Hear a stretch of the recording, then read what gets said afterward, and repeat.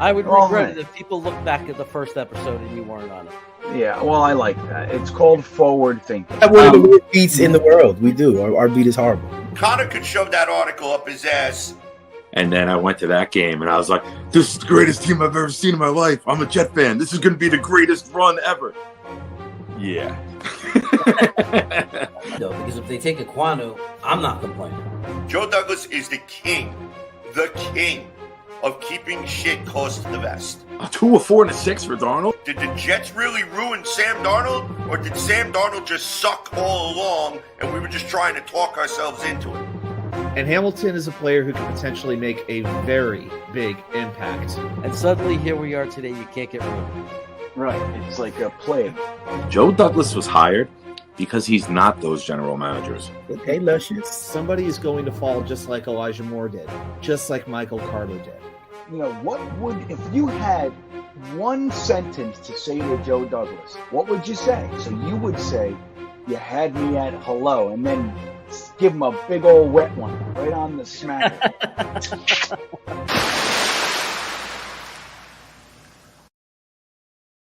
Hello, hello, hello. Welcome to Jets Chaos. I am Jeremy, and I do bring the chaos. And oh boy, do we got craziness going on in the Jets world. You know, the worst part about it is when we have craziness going on in the Jets world, we have to deal with the millions and millions of takes, including my own. And even my own are beginning to make me nauseous because none of us know anything. We really don't. We do know that the rest of the world is more and more convinced that we're not only the favorites, we're the favorites to get Rodgers and we're the favorites to get Carr at the same time. That's amazing. But you know, my history as a Jets fan would suggest that means we're about to get our hearts broken. But then the question would be, who would be our quarterback? I want to say hello to some people in the chat. Dom C was the first one here, and then Harlan was here and complaining because I'm making him stay up late, and it gets chilly at night, and his feeties get cold. I made my wife pass out because I called her honey. We got Twisted in here, giving me a hard time as usual. I don't know how many takes it takes you to get to the center of a Tootsie Roll Pop, but I'm like that owl guy. It takes me about 3 licks, and then I just bite into it because I have no patience. James Gype, what's going up? Thumbs up to you. Hank G in the house, what's going on? And hey, it's time to get this show going. And we're going to do something old school that I haven't done. Back by popular demand, we are going to have one of my famous intros. Ladies and gentlemen, he is excited about the Royal Rumble that's about to take place. We're not here to talk about wrestling. We're talking here about football. And this guy is not only a fanatical Jet fan, he is my co-host. He is the hot dog eating, chicken wing eating, pizza eating, picture rooting, Virginia Jets fan club, raffle ticket selling, the greatest co-host in the world.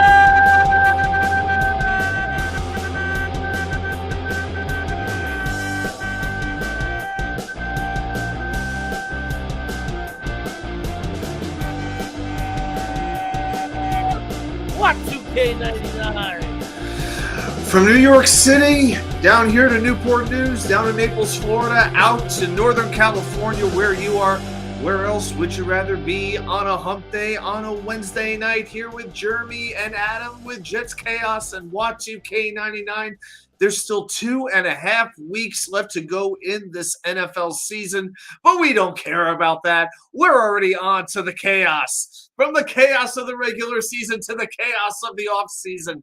Except here we have about 8,000 storylines to juggle at one time.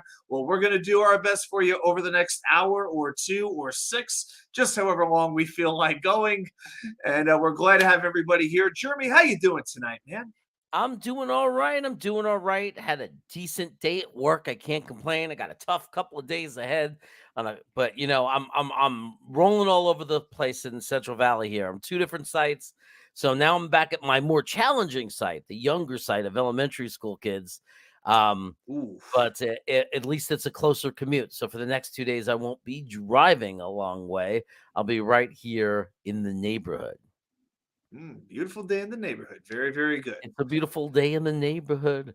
And then because when I'm on this campus, it's because the principal is out and I am the person in charge. So there's that. Jeremy the boss. Oh boy. Oh, it's a weird feeling. I'm not much of a boss though. There, I'm just I Yeah, spend most of my time focused on the kids. You come across as the guy who would have been way back in the day when we were kids, the substitute teacher who everybody just came in and rolled the film strip and just kind of sat doing nothing in the corner. Yeah. My kids don't do nothing. I was the crazy math teacher who they loved Oh, because I okay. had a good time with them. I made it fun. You know, I used to use funny. You can imagine, like I didn't just say like for an example would be not that I did this because I taught high school, but like if it was for me, it wasn't just 8 plus 8. It was like if you have 8 pizzas, yummy pizzas, and then you have another 8 pizzas. How many pizzas are you gonna have? And then I'd write on the board, let's draw the pizzas. You know, it was a lot of fun. The kids liked it. Yeah, let's do this with Aaron Rodgers' contract tonight. If you have a $32.6 million dead cap hit, we could do that all night long. All night long. Shalom, Leroy. Shalom. Oh, boy. Oh, but hey, yeah. So look, I've been it's been a busy few weeks. I've been, a lot of videos coming out. Me and my brother have been ranking our top 10 quarterbacks. It's stirring up a lot of feelings with a lot of people. And but that's okay. I've realized that if you're going to put your opinions out there, some people are going to be really happy. Some people are going to respectfully disagree. And then you're going to get some people who all out assault you. Yeah. And it took me a while to get used to the all out assault you. And because I thought everybody could think rationally and realize, well, if you have a fan base split on, let's say, 4 potential quarterbacks, 4 potential directions you can go, and the fan base is split on all 4, and I'm sitting here as a YouTube content provider, and if you want me to give my honest opinion, you know that the other 3 factions of the fan base are not going to agree with my first choice, right? If there's 4 options, whatever option I pick, 3 parts of the fan base is not going to agree with it. And out of that, there's a percentage of people that rather than just disagree with it, they attack me. And it makes it hard to give your opinion. But now I've decided to shut that stuff out and take courage from our next person that I'm going to introduce into the show, because he puts out controversial takes all the time. And he is my guide on how to take and stand the heat. And basically, he's the kind of guy that is able to stay in the kitchen because he can stand the heat. So let me introduce. That rules out a couple of people right away, but let's get him some music. This man is a father. He's gonna say to his son, I am your father. Down in Florida, how are you? They have plenty of oranges and plenty of sunshine. He is the outspoken, the brilliant, the genius, the not afraid of his mind, one of the greatest team members you could ever ask for in the world!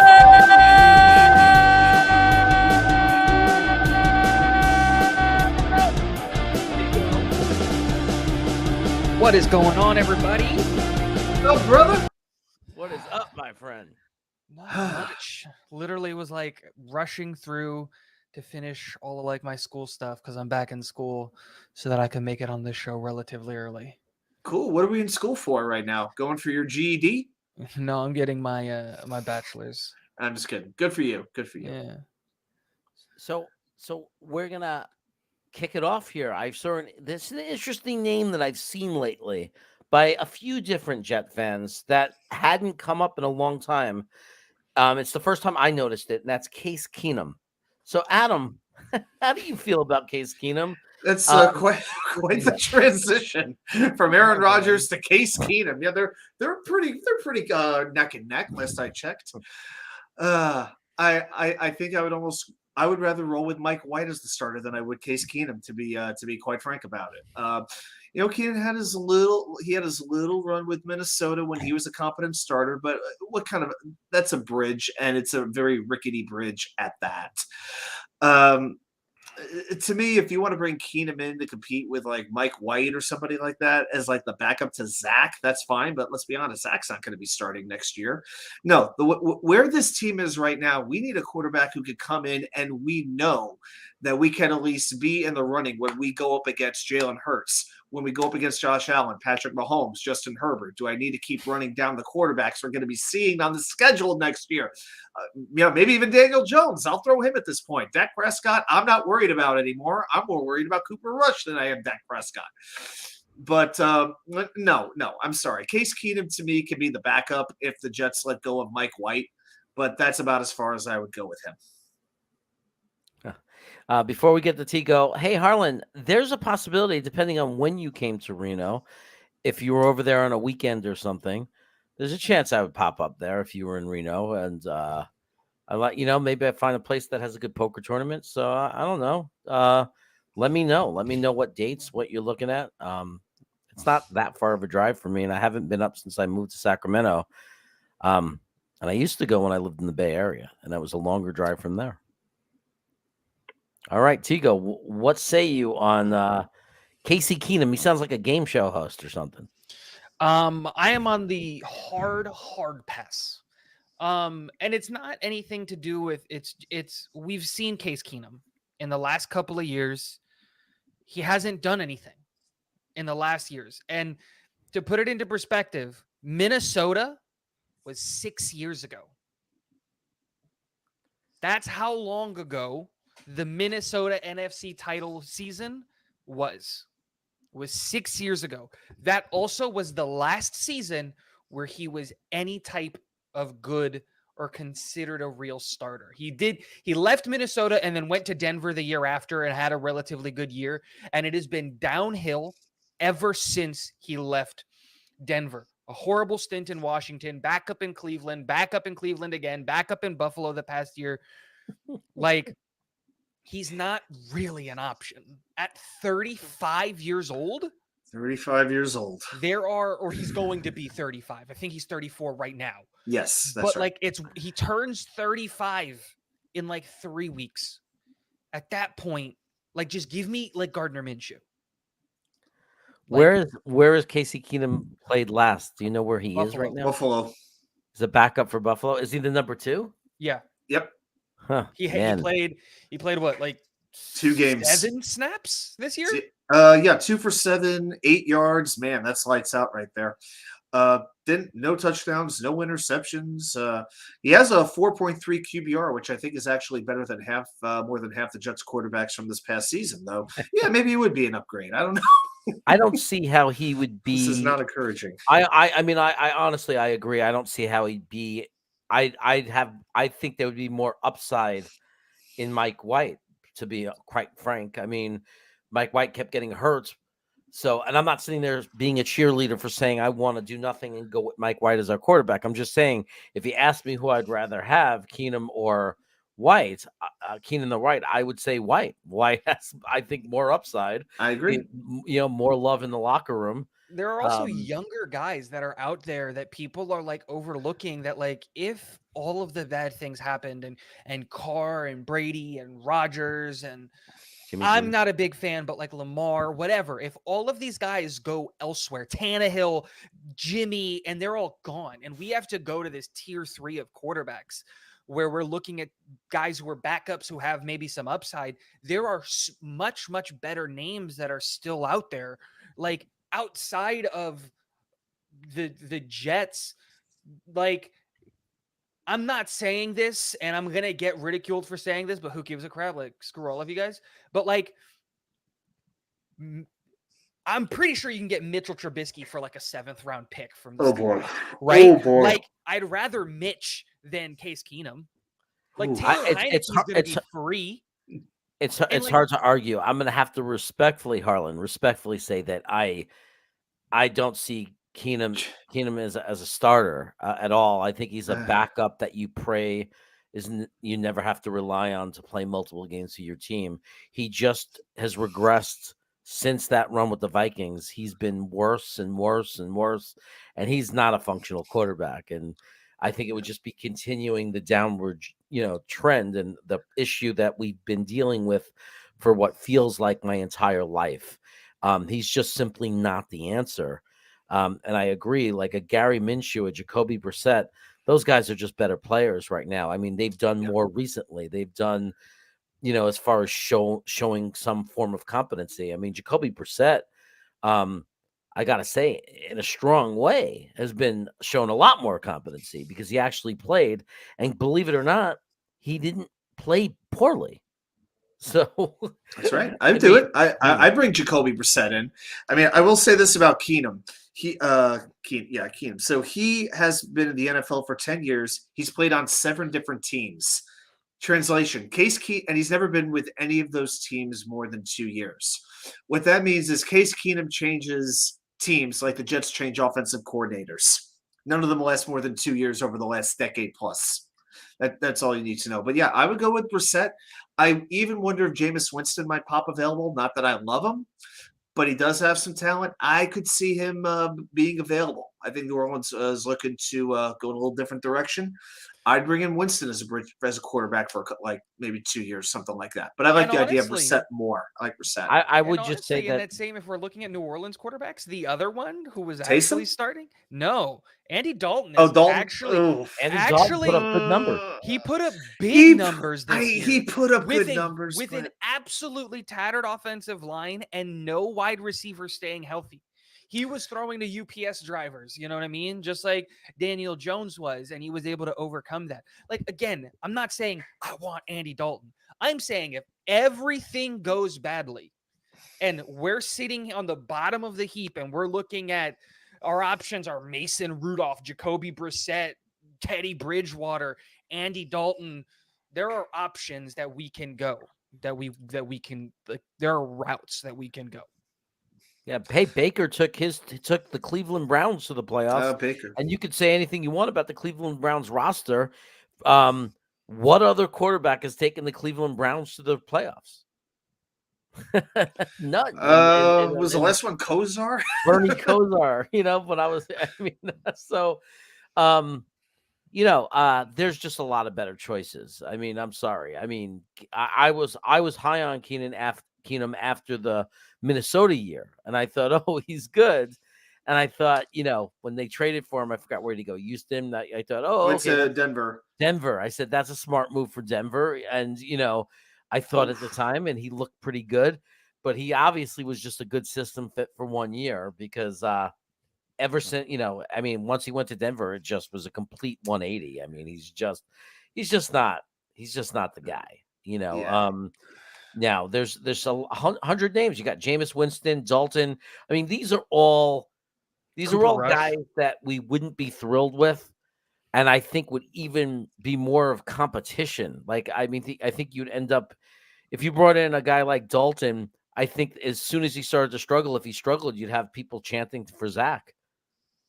To put Zach in. You'd have that kind of controversy going on, based on what they were saying about him in practice. Because, I mean, that's the risk you run when you bring in a Jameis Winston who throws 1 million interceptions, but he looked really good for Sean Payton for a little bit and showed that there was some potential there if he's well coached. But there's no evidence that we can provide good coaching for a quarterback because we don't even have an offensive coordinator right now, and it's not like our organization is renowned for great quarterback development. That'll be different, though, once we bring in Nathaniel Hackett and Clint Kubiak, and we've got a pretty solid offensive system built into that because those two guys, I'm on that, like, that's going to happen. I'm just speaking that into existence because those are the two hires that I want. If you bring in those guys, I feel really confident, not only in our offense getting better, but Wilson getting better as well. Okay. An explosive diarrhea comes in with his insight, and this is all true. All these guys are still out there with all possibilities. I feel like about the only person who wants Matt Ryan on the Jets is like Saleh, doing the overnights on WFAN. Of course, he's a huge Falcons fan, so it kind of makes sense he would wave the flag for Matt Ryan. But come on, if Matt Ryan looked absolutely done this year. He's had a good career, but no. I put it this way: if you want to bring him, if his main role would be to mentor Zach Wilson, then hire him as the quarterbacks coach. Have him replace Calabrese if that's what you have in mind for him. But I don't want Matt Ryan starting on the Jets. Matt Ryan's this year. gonna go to TV. No. He did so well. Like honestly, he did so well on the halftime booth and all that stuff, and just talking and having like he's gonna get a contract offer from Fox, ABC, whoever it is this offseason, and then he's gonna get an offer from some team to be the backup, and he's gonna be, do I want to continue playing where I'm going to be a backup now, or do I just want to go hang out, not have to watch football that intensely and give a crap that often and just hop on TV all Sunday and that's it. Like he's off the TV. He's done. His career's over. Preserve your legacy. Get into the broadcast booth or the studio or whatever it is. Yeah, Indy's become the place where quarterback careers go to die over the last few years. Rivers, Ryan. I think there's one more that I'm not thinking of off the top of my head, but Wentz at this rate. Luck.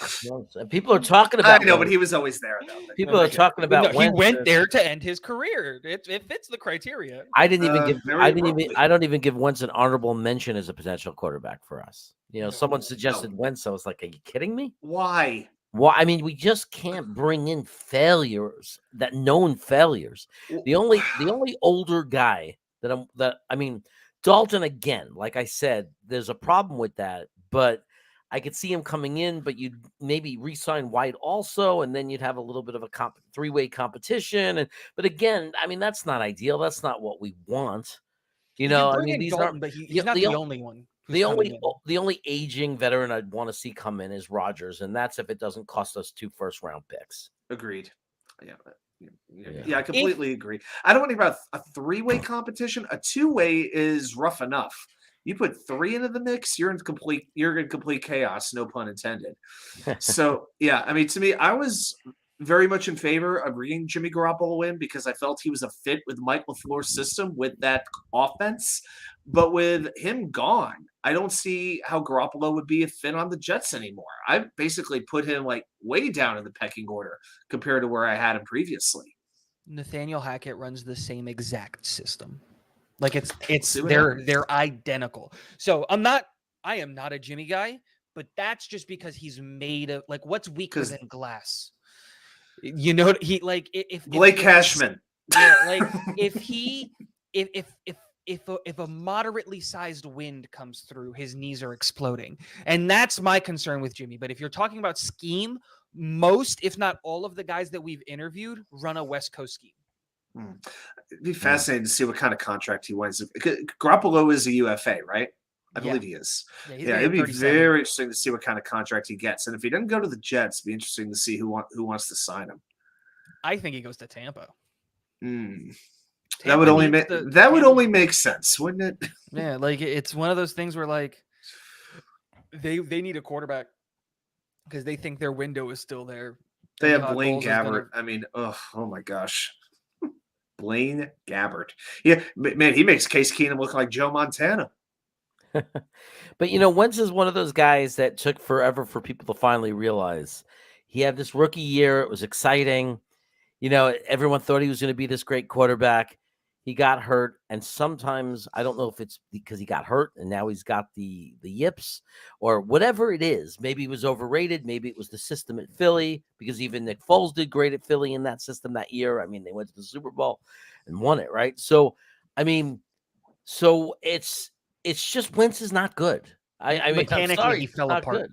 Oh my gosh, some of those picks that he threw, like living in DC, in the DC area where I live. Watch, because we get all the Washington games. Some of those interceptions he threw, oh my gosh, I've never seen Zach make throws that bad. The interceptions that were that bad. The And I'm not biggest kidding when I thing, say that. the biggest thing with Wentz was that we when he was coming in, he had a lot of the same kind of question marks that Zach had, right? Where it's just like he's got this big arm. There's not a single throw that he can't make. He's got this escapability and this play that he can do, but mechanically he's a little bit rough around the edges. And his first year in Philly, they were able to scheme around that. And then they thought, you know what? He's a pro. He's going to work on his mechanics. He's going to work on his footwork. He's going to work on his hips. His biggest problem is his front foot. If you watch that front foot of his, it is like, it is wild to see where it goes, what it's doing, and why it's doing the things that it's doing. But that's what, after the he gets hurt, Nick Foles takes over for the team, and now he's pushing hard to keep his job. He fell apart mechanically.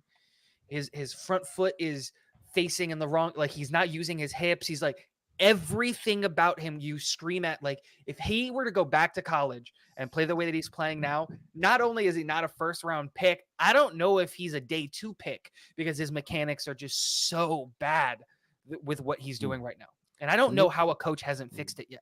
To me, so much of that is psychological, so much in the mind. And because it's like kind of like a golf swing or a baseball swing. I mean, you have it, and then all of a sudden you don't have it. That to me is a mental thing.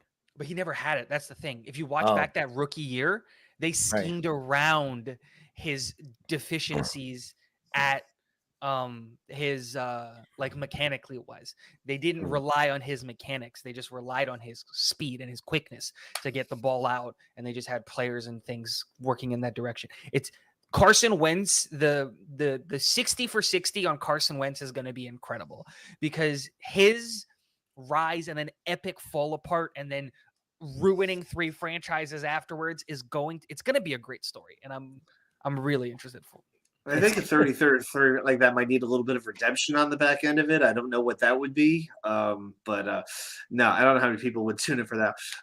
I saw the mention of Tannehill. So just to go into that a little bit, Tannehill is not a free agent until 2024.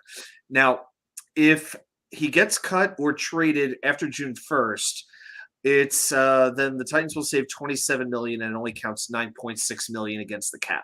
Not too bad. So if that happens, it's not going to happen until much later down the road. We're talking like Aaron Rodgers time period. Whereas with Derek Carr, if something happens, it's going to happen very quickly. It's going to happen in February. So all these different time frames are something to factor in about when you're getting a quarterback, because when you can get a quarterback affects who you're going to get. Oh, if we make no push for Derek Carr, there's a good chance that the deal for Rodgers is secretly, in the back channel worked out. You can designate a trade post June 1st, so you don't have to wait. If you want to do the agree trade, to it. No, but what I'm saying is you can just process the trade with a post June 1st designation, so that technically, according to the NFL, the trade doesn't happen till June 1st, but he can be at the facility. Right. He can be talking to the coach. He can be doing all of this stuff is already agreed and in place and done. You can do it with a post June 1st designation. So I don't think the Jets wait. Like if we're going to get Rodgers, we're going to know sooner rather than later. Well, what's interesting is it has to be, because we have got to know, because that we can't let the Derek Carr opportunity slip away without, right? I mean, we have to work it out. We have to know. That has to be known, because we can't gamble that, because there's just not enough. There's not enough options.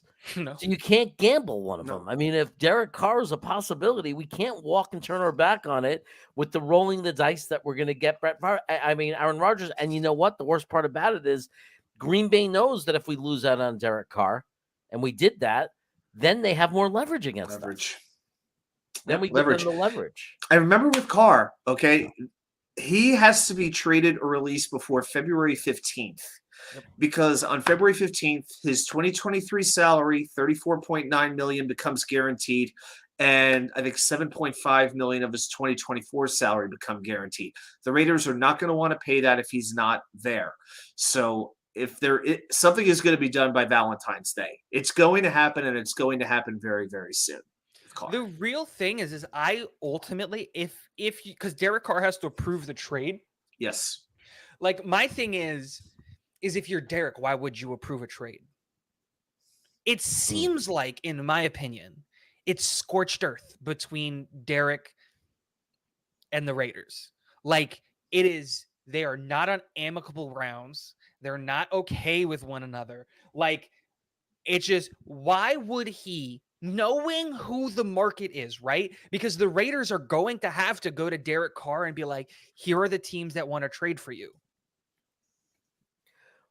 They're gonna tell him because he has to approve the trade or not. Right. Why would you accept that if you say, okay, the teams that are interested in me are, the Jets, the Commanders, the Carolina. Falcons, the Panthers. No, I think the Panthers. I'm even hearing the Texans, which is just comical to me, but whatever, right? Thank you. Here are the 5 to 10 teams or whatever the number is that are willing to trade for you. We've accepted a 4th round pick from all of these guys. You get to pick where you want to go. Why would you do that? Why would you, if you're Derek Carr at that point, help the team that just scorched earth you? You would say, you know what? Nah, I'm going to wait till February 14th. You're going to have to cut me or you're going to give me $40 million. It's a win-win for me because you're not going to keep me on your roster. Yeah, you're going to cut me to save the money because you're literally poor. Like, the owner doesn't have enough money to pay the salary, like all of that stuff. So you're going to get rid of me. Like, if it was me and they did me dirty the way that he thinks that they did him dirty, why are you helping him out? Why are you helping them out by getting them a 4th round pick and ultimately hurting a team that you're eventually going to go play for? That's what makes no sense to me. Like, why would he want to make a team trade for him, any capital at all, to a team that cut him the last 2 games and put him on the bench, embarrassed him? They embarrassed him. He's pissed. Why would he do them any favors? Wouldn't he more likely say, F you? Don't pick up the phone. Me, pay me. That's the 30 million. for 30 story. Right. Pay me $40 million or cut me. And then let the free market begin. Because he's going to get more money on the like, okay, no, he won't, right? He's not going to get the contract that he got, right? I think we can all agree that his number goes down. But I don't know, the competition is pretty hot. With it, you're not gonna. Teams aren't dumb, right? Like, if a team comes out and wants to give Derek Carr $40 million, enjoy Derek Carr. Like, I'm not gonna fight that, right? But if you come, I think Derek Carr is probably gonna be in the high 20s, low 30s. That's where his contract is going to be. Where if you look at his number right now, he's in the higher 30s right now with his contract, and that's where I look at it and I go, dude, like, what's the point? What's the point of helping the Raiders at all? The Rodgers situation is different because they've got him under contract for like the next 5 years. But like, it's one of those things where if I'm Derek Carr, I block the GM's number. I'm just not answering. You're going to cut me. And I'll find out. I'm watching ESPN and Fox every day. I'll find out on the news. You don't even have to tell me. Tell my agent. My agent will tell me. I'll find out by Shannon Sharp screaming at the TV. Like, I'm not helping you guys out. I'm not accepting a trade. Chris, I agree with you. Joe Douglas definitely isn't dumb. I just hope that he's not getting desperate because he knows this team has to win. They have the ability to win. He's added talent to this team. He knows he has to get a legitimate quarterback during this offseason. And I just hope he doesn't get to a place of desperation because that's when you make bad decisions.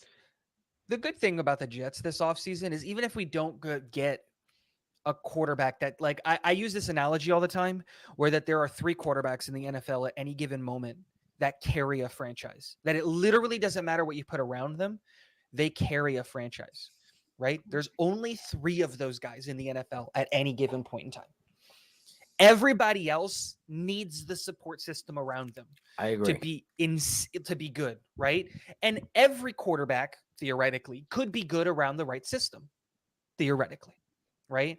And so we either, like, the thing that people are looking at is like, we have an incredible support system right now. So any quarterback that comes in is going to have a really, really good support system. Now, if you're giving me one of the 3 quarterbacks that can carry a franchise, which Aaron Rodgers is in that conversation, then it doesn't matter because we don't need to go out and get, but like, for example, if we go out and bring in a Andy Dalton, he's going to cost what, $6 million? If that, to be the starter. He's going to compete with Zach and all that stuff. Do you know what that leaves us with? If we do 6 moves, 3 cuts, and 3 restructures, that'll leave us with like $55 million in available cap space. That's a new wide receiver. That's go sign Jesse Bates. That's a new linebacker. Like that's 2 offensive linemen. That's bringing back McGovern. That's fixing the rest of the team around Dalton and giving him an even better support system. And people, I think, don't get that concept where we can either go get the quarterback that's going to pull the franchise or a facsimile of that, like with like a Derek Carr, where he's good enough to help. He's not a franchise carrying quarterback. That's not what he is. But where he's above average. Or you look at it and you say, Andy Dalton with a fixed O-line, Breece Hall, the wide receivers that we have, man, you don't have to cut Corey Davis at that point. You should, because he doesn't stay healthy, but you don't have to. You can keep Carl Lawson, because what's the point of cutting him? I mean, that's the big argument. The big argument in the 2 philosophies. I mean, this is why Zach killed us by not panning out. This is why it killed us. Because the plan, our finances, everything was built around Zach being the guy. Right. And having him on the cheap. And now we lost the quarterback friendly contract, which is just tremendous. But I want to make one point about Carr, because a lot of people say, and I agree, Carr is not a carry you on your back guy.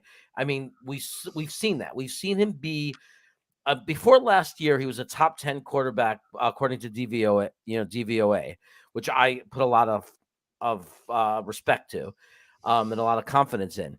He's really good. He's not a franchise carrying guy, but here's I'm interested in your take on this, guys. Okay. Because, living in New York, like you got, I grew up watching, or not grew up, but when I was in college and everything, or not even college, but before I moved to California, I watched a guy named Eli Manning get 2 Super Bowl championships, right? And win 2 Super Bowls. And he did it because great coaching. I mean, I think Coughlin was a great coach. Great defense that can get to the quarterback, raise havoc, solid running game. So I ask you, is Derek Carr as good? Would you put him in the same category as Eli Manning? First thought, yes. Eli Manning was never a good Sunday to Sunday quarterback in my mind. He was okay, but he was never going to make Pro Bowls. He was never going to be in the MVP races. He was never the guy. You never heard players say, man, I want to go play with the Giants because Eli Manning's going to be my quarterback. You never really heard that. I mean, for years, 3-4 years, up until the time they won that Super Bowl, you would hear Giants fans on the radio, on social media, if they even had much of it back then, just talking about he's going to stink it up again. This all shucks. He can't handle New York. He's not made for New York, and all of this. The best thing about Eli Manning was his mental toughness. He never let anything bother him. Peyton Manning, Archie Manning said it himself. Peyton would not have worked out in New York. Eli was well built for New York. And it seems strange because Peyton has this outgoing personality that we're seeing more now. And he really seems like that leader. But Eli was just aw shucks in a good way. He was able to deflect the criticism and get better and better as time went on. As far as Derek Carr goes, he's been in the race for the MVP. I think finished second in the MVP voting in one of his earlier seasons. The upside is there. Even now, he threw the second most deep touchdowns last season. With 11. I mean, he could still throw the ball. He's played 8 years since his rookie season. He's never had a completion percentage below 61, passing yards per game under 233, and a passer rating below 86. He's got a higher floor than Eli Manning would ever have, in my mind. He was just surrounded, yes, with the coaching. That made a huge difference. Tom Coughlin, fantastic coach. He had the great pass rush, good running backs, not the best wide receiving tandem in the world, but effective wide receivers and effective weapons. And you had an offensive line that really came together. That's another thing you got to factor in with Deal, Snee, Soybert, all those guys. That's something that the Jets do have to continue to build on. And though. that's why I feel that if we take a tackle in the first rounds, because we don't have to give up our first to get Derek Carr, Right. and maybe even get the center, build up the offense. Brees Hall comes back. You got, I don't know if he'll be the same year one. Hopefully he will. He could. Adrian Peterson did it, right? If you get Brees Hall back, you got Bam Knight, you got Michael Carter, you got James Rowe, you got tons of running backs, and you got a defense that was top 5 that might have that we have no reason to believe cannot. I'm not saying they definitely will be, but there's no reason to believe that they might not be a top 5 defense again, specifically one that gets to the quarterback. And it makes me think, why, if Eli did it twice, why not the Jets with Derek Carr? Tigo. There is no why not, right? It's the Las Vegas Raiders effect. It's the New York. Here's the perfect example that everybody's going to be able to relate to with a player that is currently on the New York Jets that never got any love or respect or anything while his time was here. He leaves here, goes to another team, surrounds him with talent, and look at him now. Can you guess it? I got a couple in mind, but they're from days gone by. Like a great example of this in my eyes is Leonard Williams. He was on the Jets and everyone was like, "Oh, he's not a and he goes to the Giants. The Giants surround him with talent, and Leonard Williams is playing inside, he's playing outside, he's being disruptive, he's getting to the pack. He's doing all of those things. Let's talk about a guy who's currently on the Jets and has got that treatment for 3 years. And now the Jets finally gave him the support. Finally give him the support. And he is the best player in his position. The thing that he was sold, the bill of goods that was sold to us, was that he was going to be the best player at his position. We took him 3rd overall, and he wasn't that. Why? Was it because of his ability? Absolutely not. It was because we didn't surround him with the right talent, and we didn't give him an opportunity to shine. And it's Quinnen Williams. And now I'm ready to give the man $25, $26 million a year to stay on the team. Carr is going through the same thing with Vegas.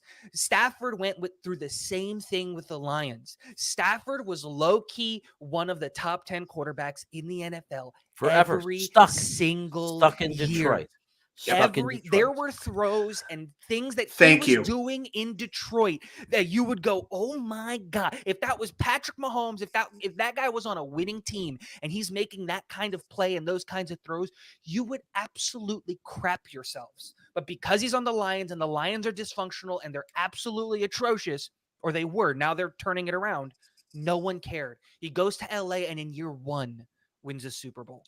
I had the exact same thought this afternoon. I thought of the Matt Stafford comparison. I said, what is the real difference between Matt Stafford and Derek Carr? And I couldn't think of a huge difference. Well, elite arm strength in Stafford. Stafford has an elite arm where Carr doesn't, right? But that's not the point. He still has really good arm talent. Absolutely. He can still throw a deep ball really well. Carr and Stafford are different quarterbacks. Like, Stafford is a better quarterback. But what I'm saying is, Jimmy G, who is not as good of a quarterback as Derek Carr, in my opinion, went to a Super Bowl.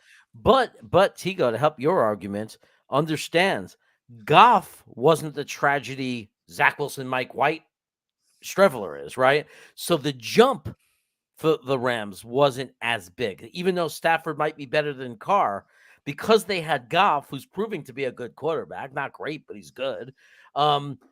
It's a bigger jump for us getting Derek Carr than it was for the Rams to get Stafford, because we're going from a failed Zach Wilson, injured Mike White, no competency at quarterback, to a guy up until before this year. And this year you can give him a pass because he had a head coach who's known to destroy people. That's what he did at Denver, and he did it here.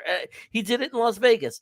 But you have a guy who's a top 10 quarterback for 4 years, 4 consecutive years, over 4,000 yards, would have went over 4,000 or hit 4,000 this year on a bad year if he would have played the last 2 games and played to his average yards per game. So it's a huge, huge leap.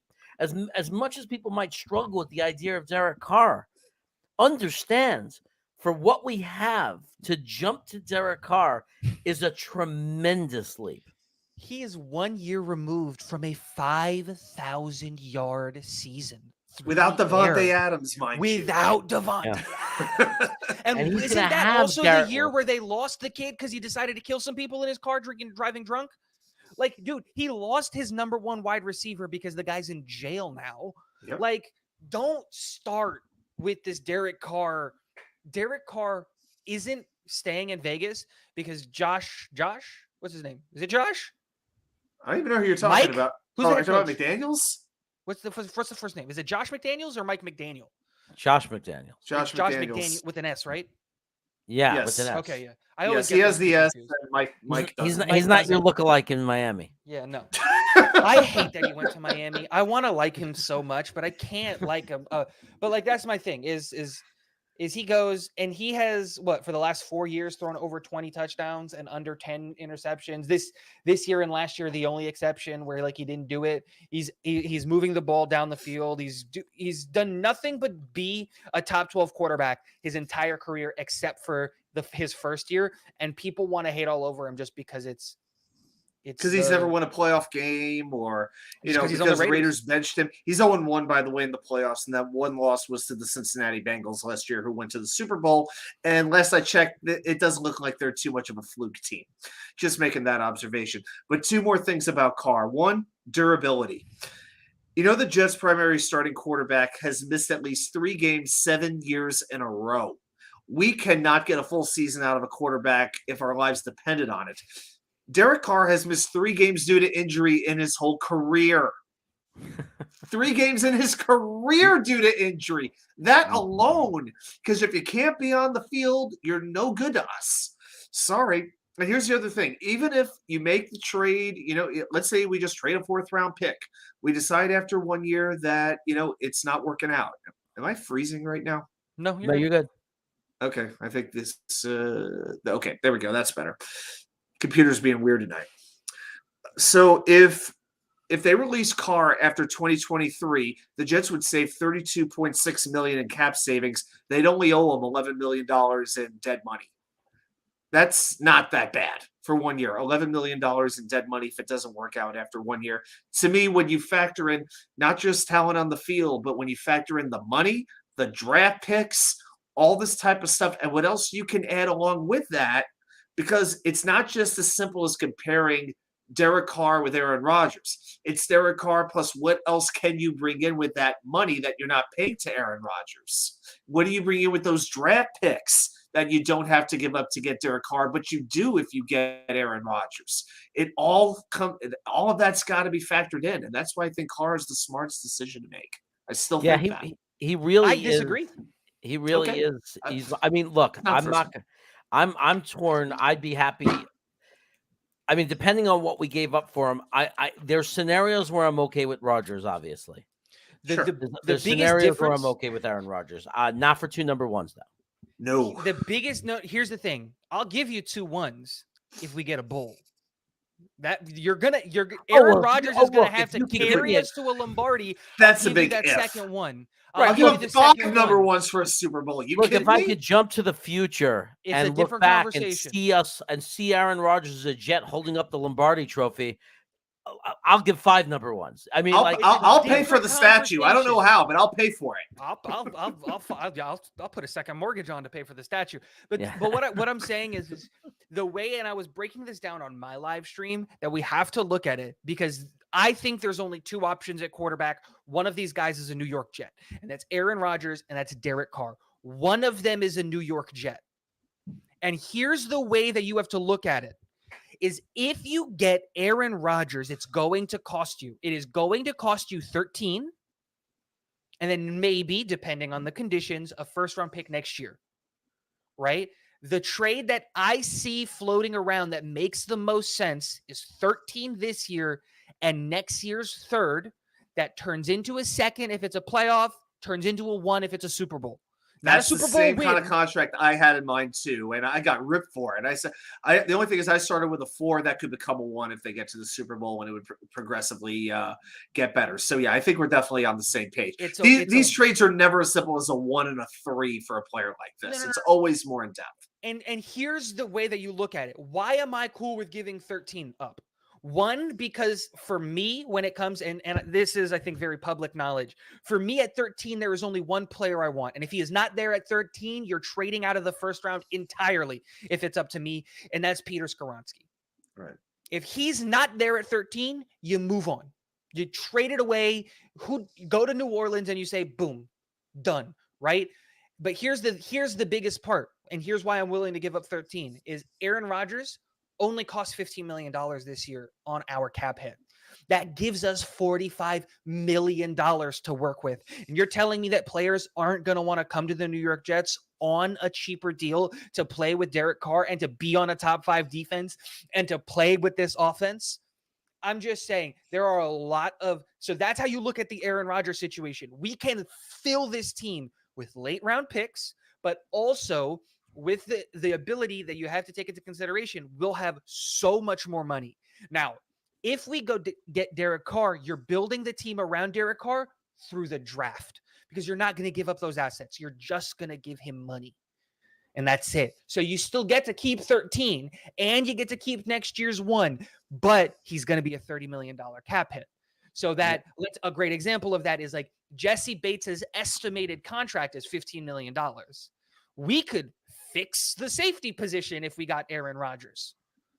Here's because my, we could just hand him 15 a year. You know what I'm saying? Where if we get Carr, that goes out the window.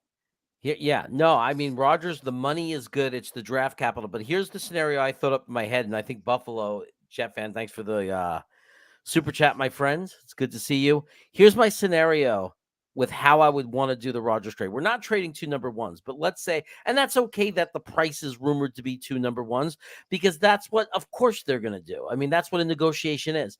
Let's say JD came in and agreed, and I think Buffalo's on the same track that I am, same mindset, but I'm going to take it a step further. Let's say we did it for a number 1 and a number 2, the number 2, right?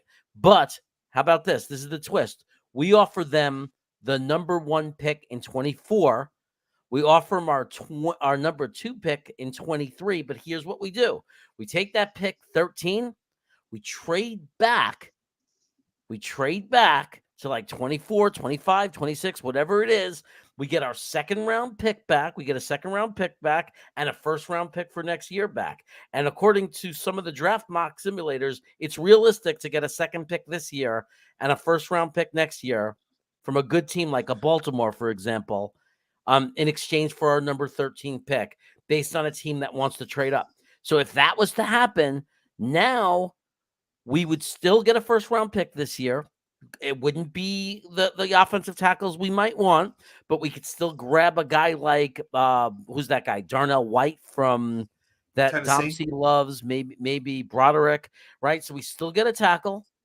We lose our second round pick. Okay, that hurts. Third round, we get our center there, whichever way we're gonna go.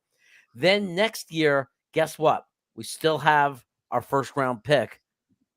We still have our first round pick because we traded down and we replaced the one we gave Green Bay.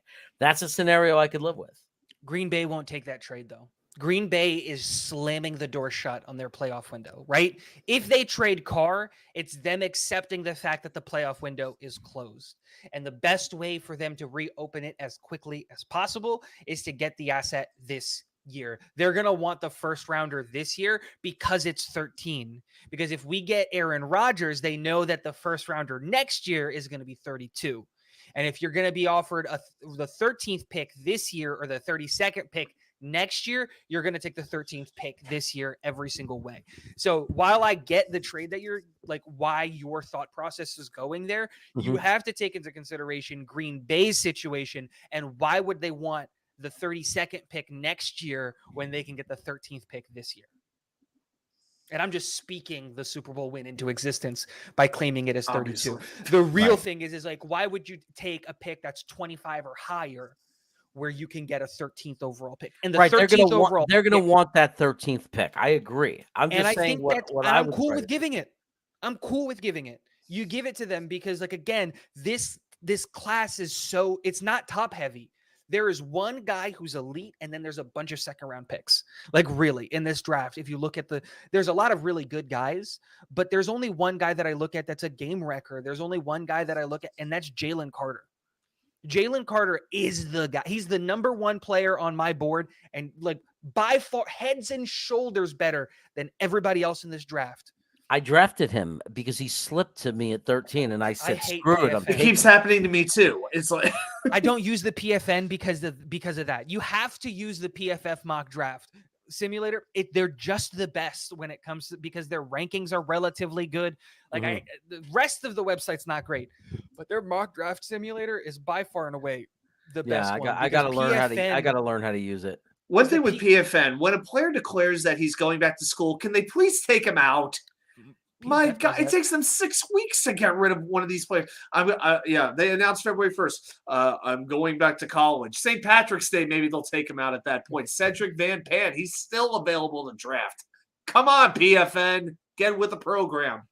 And so like that's the whole idea that I look at it and I go with this like why are we scared of winning?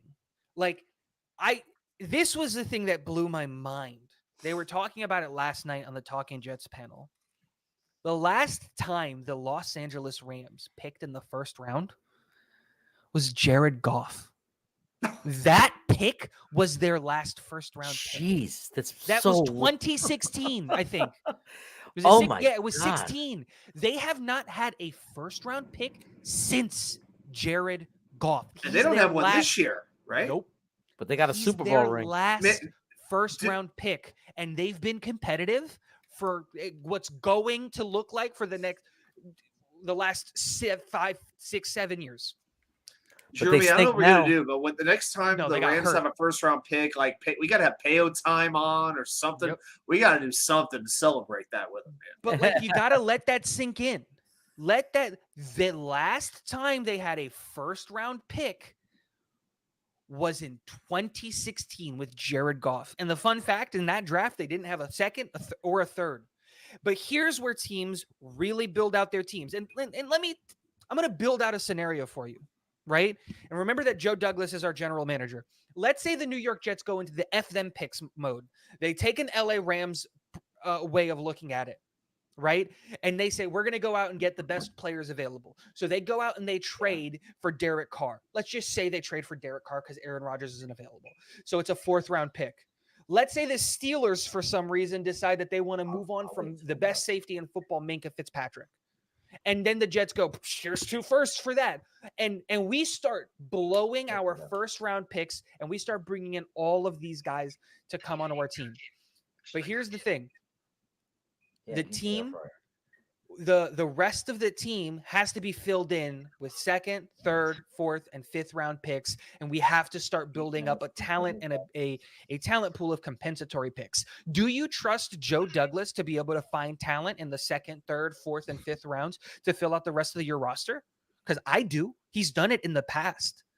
So I'm totally ready to go into the F them picks mode because I trust Joe Douglas, because look at how many guys that are on our team are 2nd, 3rd, 4th, 5th, 6th, 7th round guys that are starting or that we love.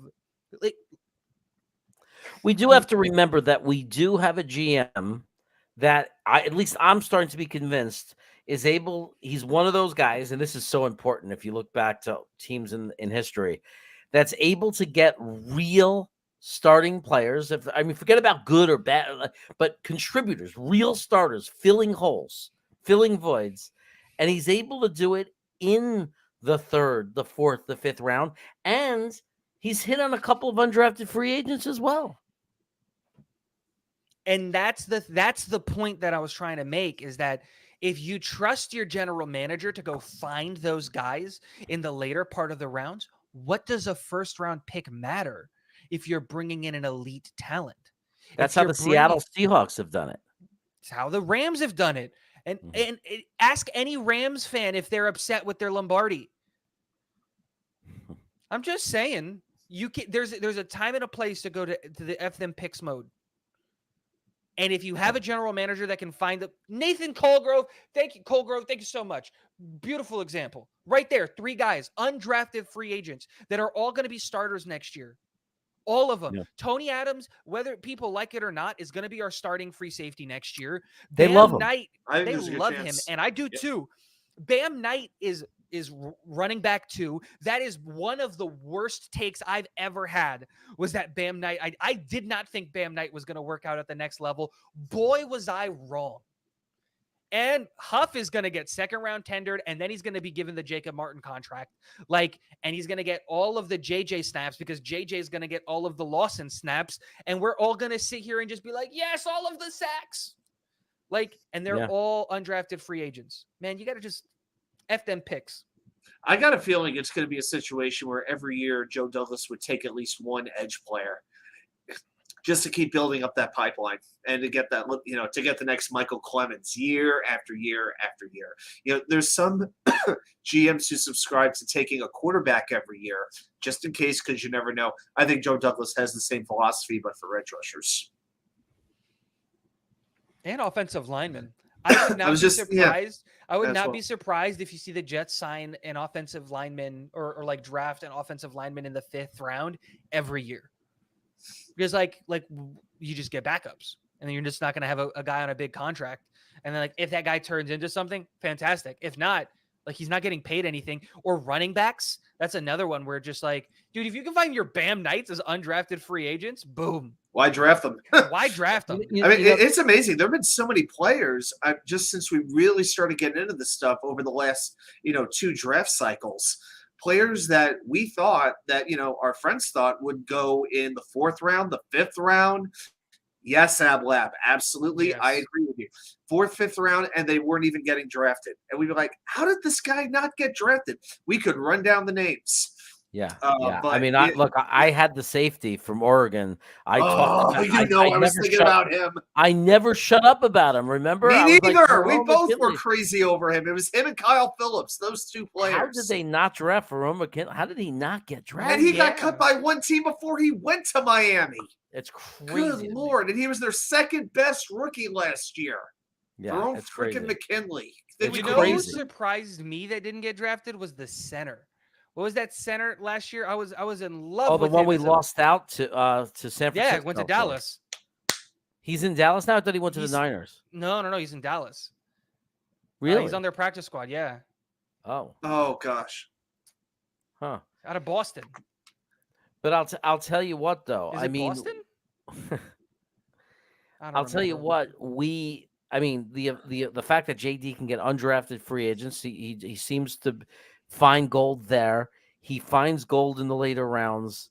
It's exactly what you said. We have the kind of GM where it's great to have the 1st round pick, but and not have to lose it. But if we do lose it, we could still help the team. We could still fill holes. We could still get contributors. And then, obviously we want those 1st round picks because he turns those into Sauce Gardner, Garrett Wilson, JJ, Breece Hall. He turns those high picks into great quality. So we don't want to never have those picks. But if we got to do what we got to do to get a quarterback. The center was Alec Lindstrom, by the way. Yeah, I was going to give Chris. As soon as I saw it, I'm like, yes, of course it was Alec Lindstrom. Yeah, because we lost out on him. It was us and the Cowboys, and the Cowboys gave him more guaranteed money. I thought there was another guy that the Niners outbid us for, that we offered him record-breaking money for an undrafted free agent, and the Niners paid him $280,000 or something. We broke records with Isaiah Dunn. With no, I remember that. Bam got a fully guaranteed contract. That was the contract that we gave to a UDFA that was insane, but I don't remember the Niners. Because the Niners didn't take there was a center that we wanted that we made an offer to, but he went to the Niners. There's pretty sure of it. It wasn't Gutierrez. I'm looking at their practice squad. I thought Alec Lindstrom stayed and he's being drafted. He's in the draft this year. That's what I thought. No, Alec Lindstrom is on the Dallas Cowboys right now. Yeah, he's on the Cowboys. Willie Snead is on the San Francisco practice squad. So is Janoris Jenkins. And Tevin Coleman's there. He's still hanging around. He's still he'll just bounce. I knew when we cut him, he'd catch on with the Niners. It's going to go to Miami. He's going to go to Green Bay, Miami, the Jets, and San Fran for the rest of his career. That's right. He's going to bounce those 4 practice squads. Yeah, I'm looking at the Niners practice squad. What I was going to say is the reason it makes sense for me to every draft at least one offensive lineman. is because there's an interesting situation with offensive linemen. This is what makes it so challenging. You want to have depth. You want to have guys you can trust that can come in case of injury, because injuries are so common with offensive linemen.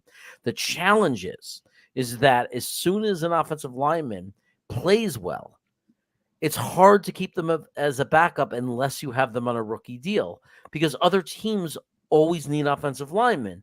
So it's really hard to find someone good that's going to be a backup, because there's not enough good ones to even be starters. So the only way to really have a deep offensive line is drafting and to have rookie deals, to have good players on rookie deals. Yep. That's well said. I mean, how many times do we see offensive linemen get poached off practice squads? Every week, there's several of them where it takes place. So yeah, you could count on, you got to have like your core of maybe 7-8 offensive linemen.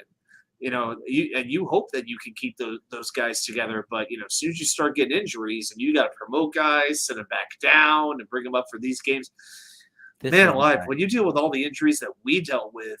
Yeah, Donovan West. I remember the name. That was the guy we offered a lot of money West, to, and the Niners got him. I don't remember that. I remember the name just because his name was spelled so weird. Yeah, we went for him. We tried to sign him, and he went to the Niners. They outbid us, but he didn't make the team. So I guess it saved us some money. Well, say la vie. Not all the guys that we think are going to work out will work out. Right. There's a lot of those positions that like if you could take one every year, especially with how heavily we rotate, and it's gonna be good. I can't wait to get Jonathan Marshall back. What's more inevitable this offseason? He's That we coming back. re-sign Quinnen or that we bring back Jonathan Who Marshall? plucked him? It seems Somebody those are the plucked two him. most Who plucked obvious things. Steelers did. Steelers Yes. plucked him. So They're what? Steelers plucked him and never played him. Yeah. Yeah. No, they played him.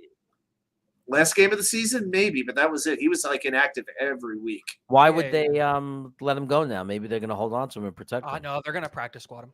They can't. Yeah, they can't keep everybody. They have to. They're Eventually, got to expose some players. Yeah, So, they're gonna practice squad him, and the reason that they snatched him was because all of the injuries and all their guys are coming back healthy, and then Jonathan Marshall doesn't like, because the real reason they snatched him is because Marvin Leal. DeMarvin Leal. Is it DeMarvin, right? Yeah, because DeMarvin Leal got hurt, but he's coming back, and he's going to line up next to Hayward, not Marshall. So Marshall's going to get practice squatted, and then we're going to snatch him back. Okay. It's happening. But we definitely need a no, I think we're thin at defensive tackle. I do. That's why if that guy slipped that you're talking about that you love so much, that's why in that mock draft people were yelling at me, and I said, look, it's not going to happen. There's no way this guy's slipping to 13 unless he gets caught in some, like a marijuana helmet or something, or some weird shit goes on about him. He still wouldn't make it past. I know. But the point was, I said, if that guy was there, you 100% have to take him. And Joe Douglas would sprint to the podium. You would never let a guy of that level. It doesn't matter about positional need. That's the kind of guy you just grab. He's a game-changing defensive tackle.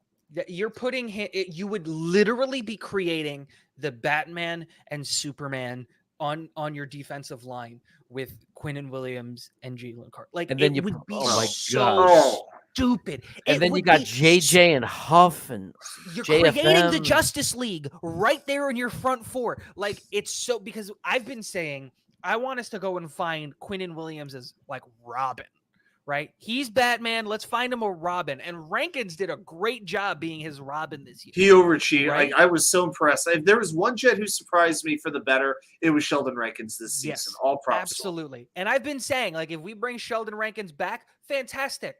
That doesn't, we still need an Alfred, right? Like, we still need, fill out the rest of the Bat family. I don't want to call one of them Batgirl yet, right? But you get what I'm saying? Fill out the rest of the Bat family.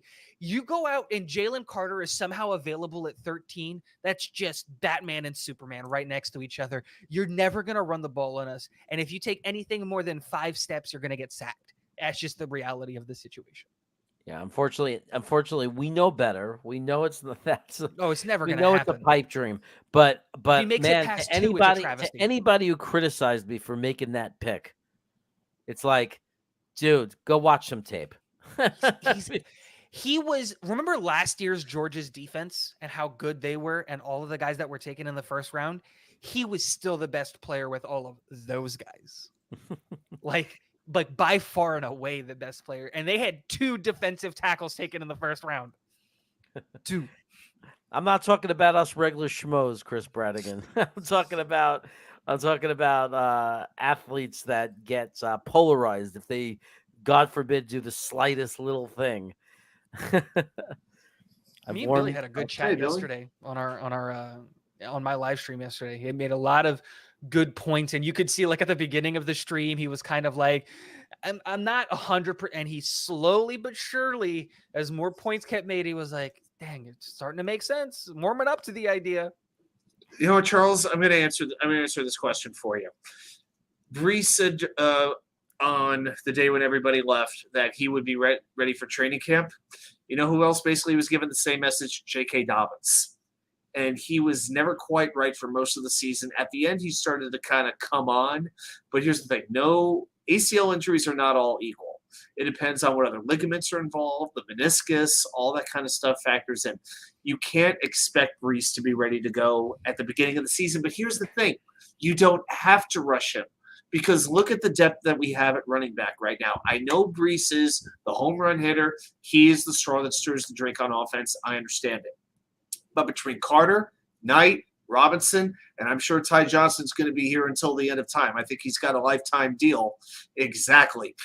Yeah, I love it. I'm on board. I can deal with that running game. I can live with that running game for about a month while Brees gets as ready as he could possibly be. Because we want him ready late in the season. I'm all about pup list. I don't want to even give him the ability to rush back. Yep. I don't care if he's ready week 4.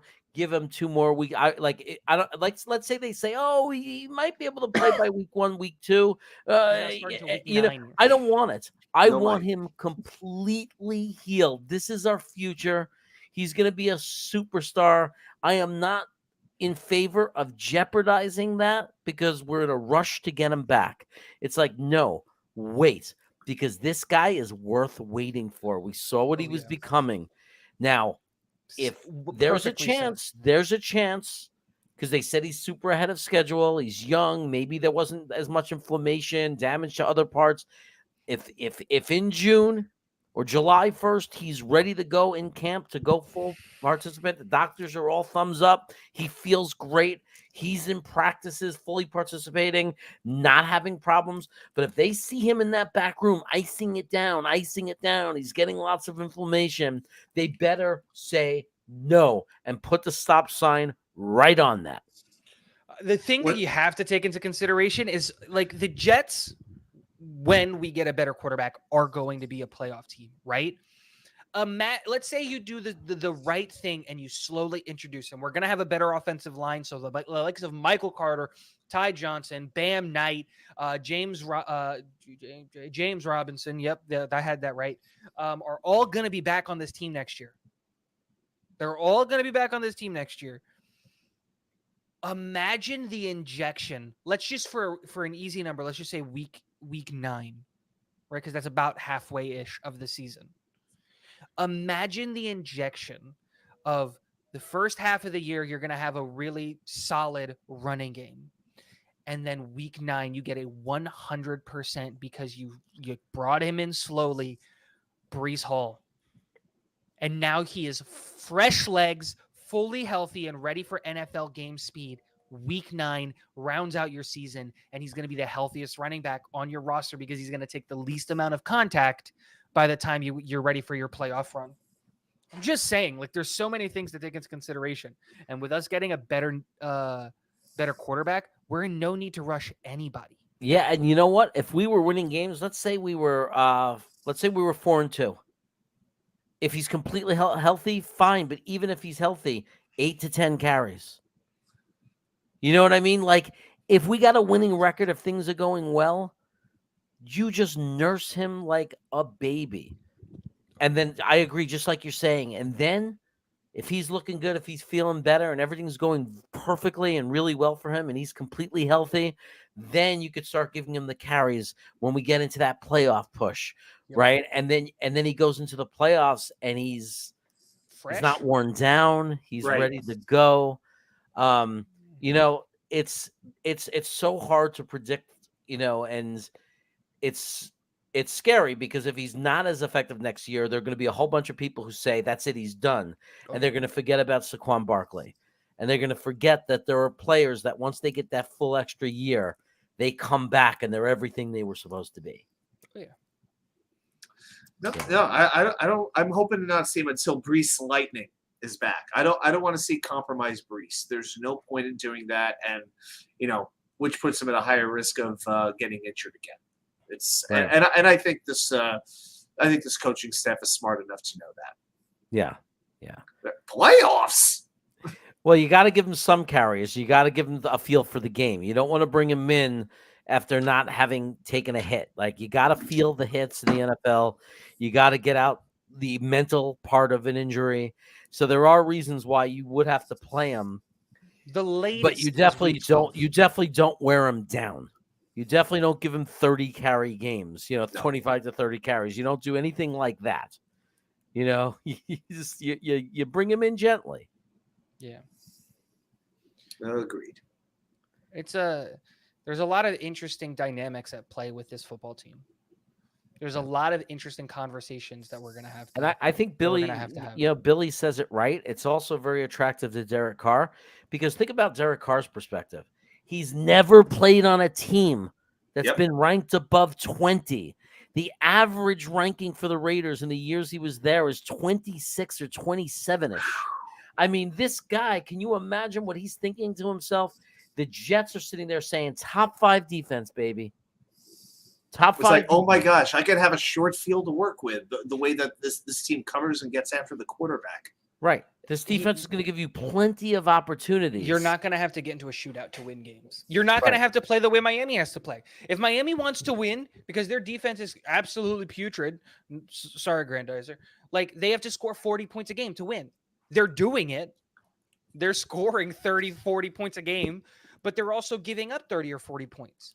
The reality, it's one of those things where like the whole Brock Purdy, I love the whole Brock Purdy conversation is like, oh my gosh. Guys, the defense is holding teams to like 16 points. Right. And Brock Purdy is like struggling hard to get to like 20. But the reality is he's doing a great job. But like the thing is like when you don't have to get into a shootout, your quarterback doesn't have to be the best in the world. That's why like if you're Carr, if you're Aaron Rodgers, and like going back to what Billy was saying, is like you have an insanely good running back room, an insanely good tight end room, an insanely good wide receiver room. You're going to have an offensive coordinator that was responsible for, if you're Rodgers, helping you get to 2 back-to-back MVPs, or if not, running a West Coast system, which is something that Derek Carr has wanted to run at a high level for a very long time and hasn't been given the opportunity. A totally revamped offensive line. Dude, like, we have a lot of good reasons, but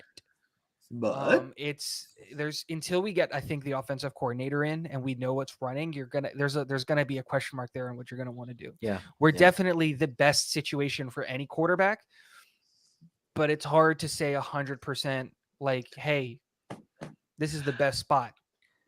Yeah, I wonder. I was just gonna say, I wonder if Michael Fuller was still here, if that would give us more confidence that we could get Aaron Rodgers, because Aaron Rodgers was just playing for Matt LaFleur. If that would help things or if that would hurt things. It doesn't matter anymore. I know that.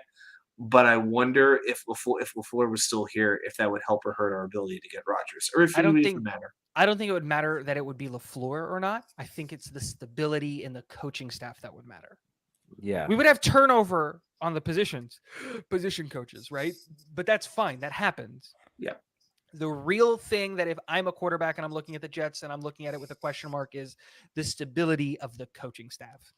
And as much as it's come out and said that Woody doesn't have a playoff mandate, this team kind of has a playoff mandate. It kind of does. But a guy like Derek Carr or Aaron Rodgers believe in themselves, right? And Derek Carr is going to think to himself, he's going to think if that team holds the other team to 20 points or less on the reg, like pretty much week to week, and is a top 5 defense, I'm going to put up over 20 points with that guy Garrett Wilson and that guy Elijah Moore and all, and those tight ends. And, that's how I would think. I mean, these guys are competitors. They believe in themselves, right? Oh, They're not looking to go to a team that's going to lift them and do it for them. They're looking for a team that's just, hey, the defense, man, you got to help me out here. You can't put me in a situation where Just I have keep to us in score it. every time. Just put Right. me in a situation where if I score 24 points, I have a chance to get the win. And by the way, could this defense next season, I know we wax poetic about the defense, but next year we need more than 16 takeaways in 17 games. That I really hope, whatever they do, I hope when they look at bringing in somebody for the defense, that they bring in somebody who has a nose for the football for turning the other team over, because that has to be a collective mentality on this team. And I think that's something that they have to adopt next year, turning the other team over. Now, Tigo, I can tell him riling you up. I know it. I know it every time. I'm on board, dude. Okay. Get all of the interceptions. I just don't see it happening. Now I don't see where we're going to bring in somebody that's going to just instantly inject an extra, let's say 6 interceptions or 6 turnovers a game. Can we learn how to fall on a fumble? Well, that's what I was going to say. That would be a better conversation to have. Sauce Gardner might get a few if they throw in his direction at all, because he was getting like even Saleh said it, he's getting so close. They're working on it with him to get him in a position to turn around a little bit faster and get that interception. Don't forget, there are players on our team that are not defined yet. As good as Sauce Gardner was, we don't know the ceiling, right? How many players, more often than not, you get significantly better in years 2 and year 3 than your rookie year. Rookies typically, like Sauce Gardner, was supposed to not be as good and get this good in 3 years from now. So there's also the same thing with JJ. We don't know JJ's ceiling. JJ had a good rookie year. He did a really good job. He didn't play in pass rush situations. He sealed the edge like a champ. He got some pressures when the team when the other team did drop back to pass. He was very competent. Clemens, another one, rookie, didn't play a ton of snaps, yet was very productive. I mean, these guys are going to get better. And when you get better, you get more turnovers, right? More pressure on the quarterback, more sacks, more disruption, more turnovers. So also, I think we're going to step up and improve in the area of safety. I think even Adams is an upgrade from Joyner. So, he very well could be. He very well could be. He makes tackles. Oh, yeah. The real thing is the way that Sauce plays, right? And the way that DJ play aren't inducive to creating turnovers. That's why Sauce to me is always going to be, and I hope I'm wrong here, and I hope that he can change his game up, but like Sauce and DJ are going to be the guys that are going to lead the NFL in pass breakups every year, and between the both of them are going to have 6 interceptions. I never thought that DJ Reed would have at that first interception at opening day. I never dreamed that would be his last one of the season, but it was. But it's what I'm saying. Their play styles aren't inducive to creating turnovers. You know what I mean? They're not playing so far over the guy and have this downhill burst. No, these guys are attaching to wide receivers at the hip.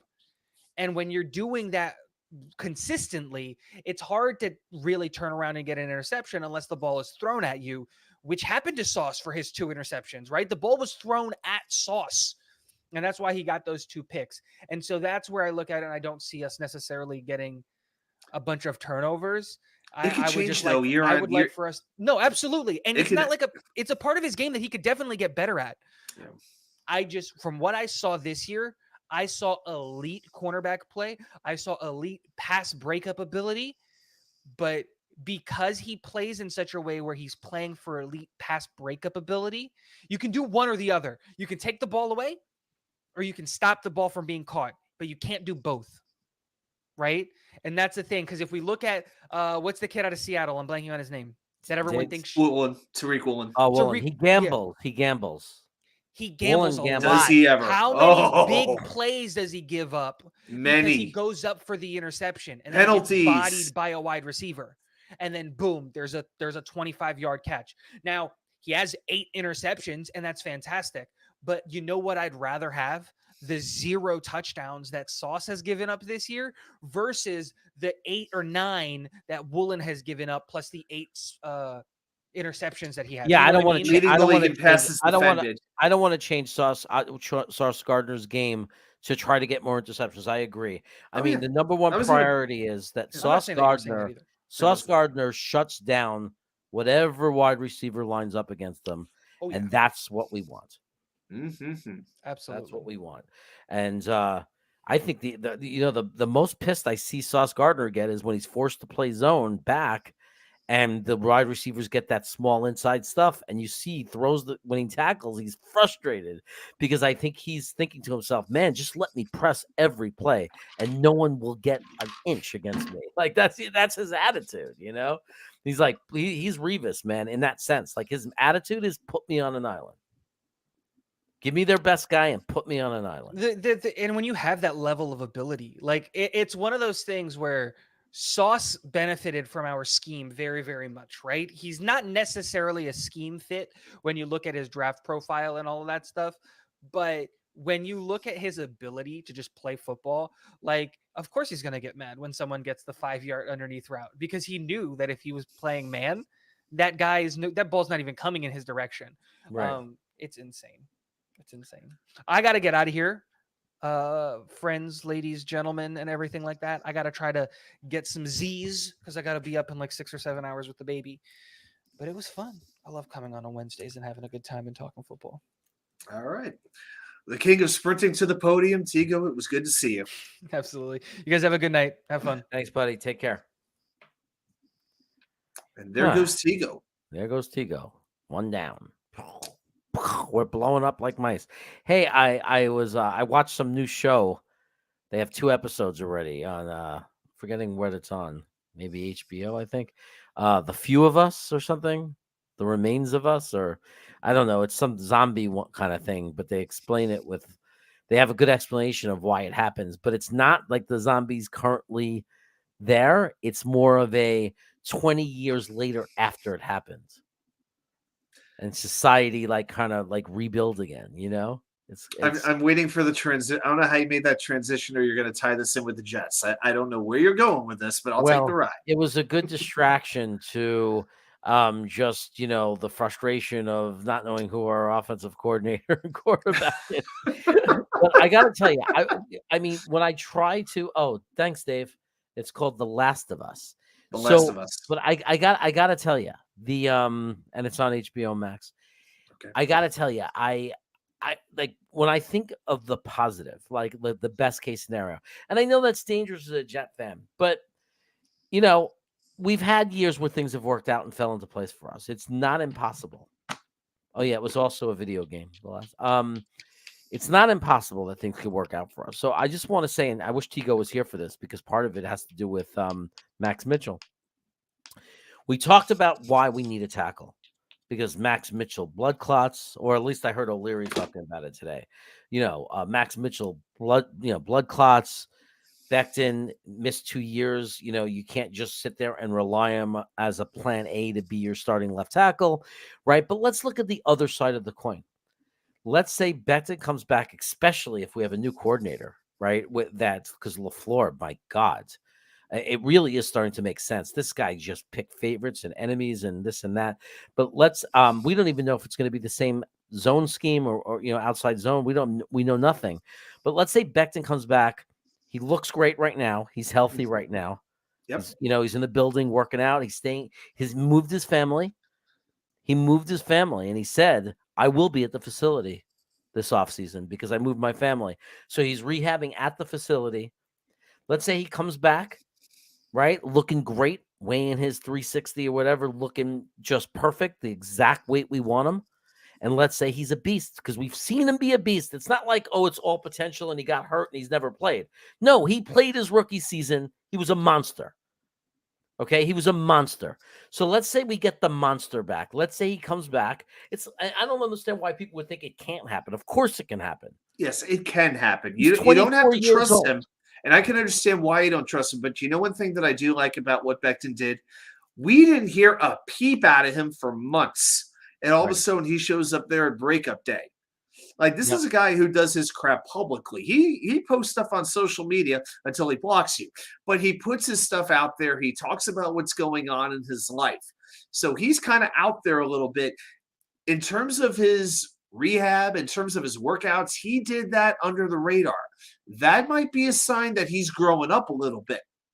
Now, if we could get Mekhi Becton, if we could get that Becton back, think about not only what Well, that does for this line, for the quarterback, but think about Laken Tomlinson. How much is that going to help him? Maybe the most vilified Jet outside of Zach Wilson over recent times. I want to tell the chat, remember, I'm talking about best case scenario. I'm not saying that he's a plan A. I'm Stay not with us, saying guys. that we can rely on it. Stay with me now. I'm saying if everything was to fall in place for the Jets finally, if it was to happen, Becton is a Pro Bowl tackle if healthy and fit based on what we saw his first year. And if not, close enough to it. Now, imagine that scenario happens. He's back, he's healthy, and he's playing great, right? And we're excited in camp. Now imagine that it looks like, okay, let's assume that we end up drafting a tackle. That's what we all think will happen. So now you got your guy, whoever it is, Broderick, or I don't care, Pete, whoever it is, Paris, you got your tackle. Now you have this prime tackle that's coming out of college that we love, right? Dom C loves all three, the top four, says they're all interchangeable. You have one of those kind of guys, let's say, and you got Becton, and then let's say Max Mitchell is fine and is recovered from his blood clots and he's healthy. Now you have depth, real depth, the real guy that can come in that you trust, that you own for the next 3 years, right? On rookie contract. And then we don't know about Dwayne Brown, but maybe even he's back. So now you got 4 real tackles in camp. I mean, the upside, AVT comes back, right?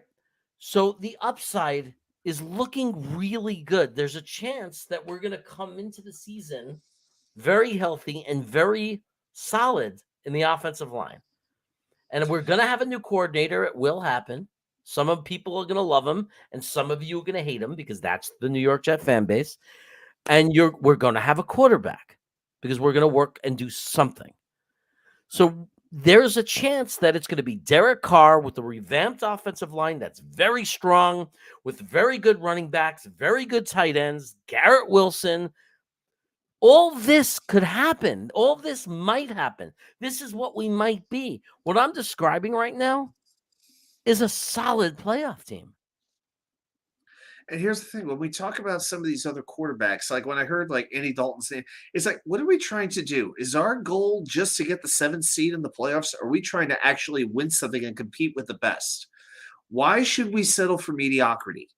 I know where we've been for the last 12 years, but at the end of the day, is it really going to be that inspiring for us if we just get the last spot in the playoffs and then get waxed by whoever the number 2 seed is? Personally, I don't want to be mediocre anymore. Look, I'm tired of being a joke. I'm tired of being a laughing stock because let's be honest, that's what this team is. That's what this franchise is. Now, we know that this team is turning it around, but the perception from fans around, and I made a video about this last week, a couple days ago, a Cowboys fan ripping the Jets, saying, hey, we lost, but hey, we're not the Jets. He has no reason to jump on us. What did we ever do to the Cowboys? This is the bullshit that I'm sick and tired of. Right. And we got our own fan base doing it. I mean, he's in the chat. I'm not going to say his name and call him out and embarrass him. Or not that it would embarrass him. He does it to himself. He wants the attention. but the point is, we have our own fan base making fun of us and trying to humiliate. And I don't know if it's the way of dealing with trauma. Like, I can't explain it. Like, I'd have to talk to a therapist for this person to figure out why you'd be a fan of a team and only be negative. Maybe it's just for attention. It's like expecting the worst so you don't get disappointed. That way they or it's just all a show. It's all a show. No way to. I mean, come on. If that's the attitude, the only time you'll be happy is if they win, and it's just like, where's the fun in that? I mean, the whole point is the journey. It's the ride. It's the experience. Right. Well, this way you're assuring that if you die without a Super Bowl, you never had any joy in being a Jet fan. unless it's all just That's an a whole act. generation now. Right, unless it's all just a facade. You know what I mean? I just want attention. How do I get people to respond to my chats? Let me just write the Jets stink, the Jets are this, garbage are trash, and then everybody will jump on me and yell at me, and then I'm getting the attention that I want. So And I get the frustration too. I mean, I've already expressed it, but I, can at least see this is not the Adam Gase era. This is not the Todd Bowles era. There's still some question marks on this team, and they have to be answered. I think the jury is still out on Robert Saleh. I'm not sold on him being a coach that is going to one day win a Super Bowl. But I do see a man who is respected, that can communicate, and his players play for him. Although the finish to the season gave me a pause on that, because the way they played that Seattle game, that's been hard for me to shake. The fact that they came out and let us down so bad in that game, that is the one thing that hurt. But I do like the way that he's been setting his goals, talking about last year, talking about the division games, about how much they really do mean. And, that we've been outscored by 16.6 points per game for the last little while. Well, that did start to change this year. We talk about, man, can we just win a division game or two this year? Well, we did that. We won 2 of them. And we easily could have won 4. We could have easily won 5, actually. We were in just about all of those games. We are a competitive football team. The New York Jets are that. And that cannot be denied.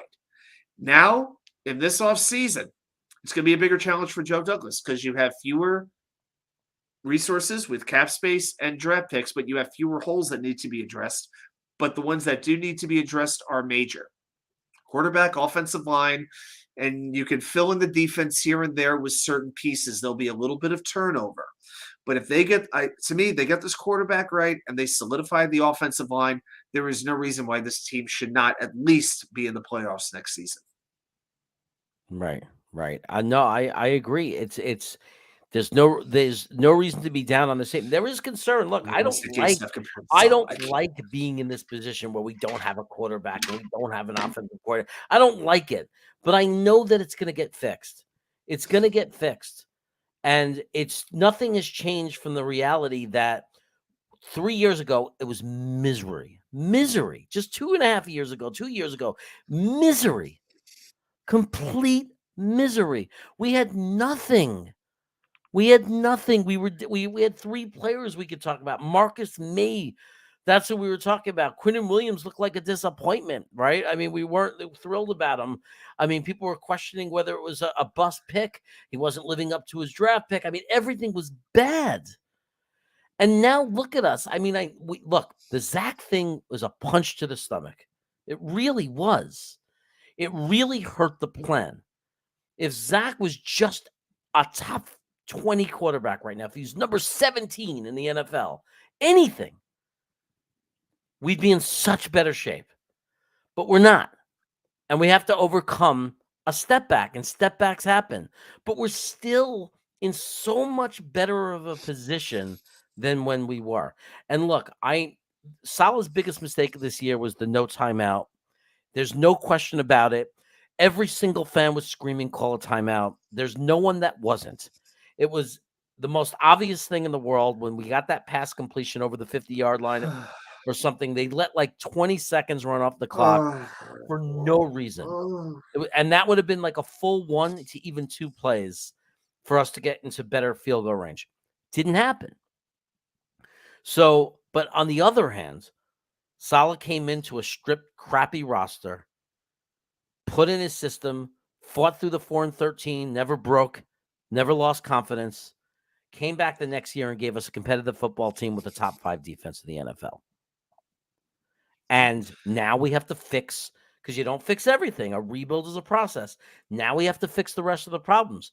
The offense didn't work out. Our quarterback pick, second pick overall, didn't work out.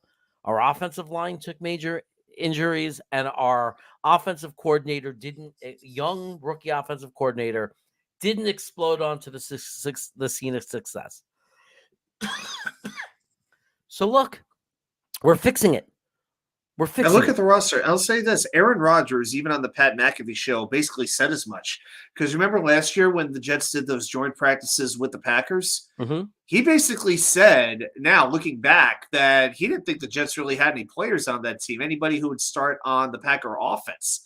But then when the Jets played them this year, he saw Garrett Wilson. He saw Brees Hall. He saw Elijah Vera Tucker. He was seeing these players and he was taking notice. He was noticing the difference. If Aaron Rodgers is noticing it, that means something. That means other players around the league are noticing it. And they see that the Jets are a team that is on the ascent. Now, the AFC is a brutal conference, way harder than the NFC is. So that's why that's why I want to go for the gold with the quarterback position, because think about it. We got to compete with Allen, Mahomes, Burrow, Herbert, Lawrence. But we have a really, really good supporting cast. We have as good a supporting cast than most of those other quarterbacks have. When you talk about defense, you talk about the running game, potentially the special teams, maybe. So that's why if you just have a quarterback who is reliable, who is that Stafford-esque quarterback, that Matt Ryan, that Phillip Rivers, that kind of guy, I'll take my chances with him. I will take my chances with him. That made Garrett Wilson's season that much more impressive. And I hope when they vote for Offensive Rookie of the Year that they take that into consideration. I really, really do. So, very good. But anyway. Yes, Grandizer, my moaning and groaning is real. very, very much so. So the reality is, look, things could continue to go wrong for us. And it can get worse. The injuries come back. Brees Hall doesn't play. A lot of crap can happen. We don't get the quarterback we want. They stink it up. The offense isn't any better. I mean, all this is true that it could happen. We've lived through it in the past, and then it's going to suck. But at the same time, things could be really great, and things might be really great, and everything might come together, and we might make a nice deep playoff run and have that kind of excitement back in our lives.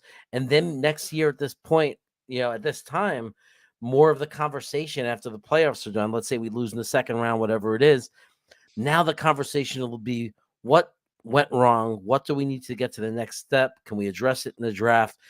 And we're having a different conversation. And that's where I want to get. I want to get to the point where we're that playoff team that can change the conversation, where the conversation is not getting to the playoffs, Saleh's on the hot seat, blah, blah, blah.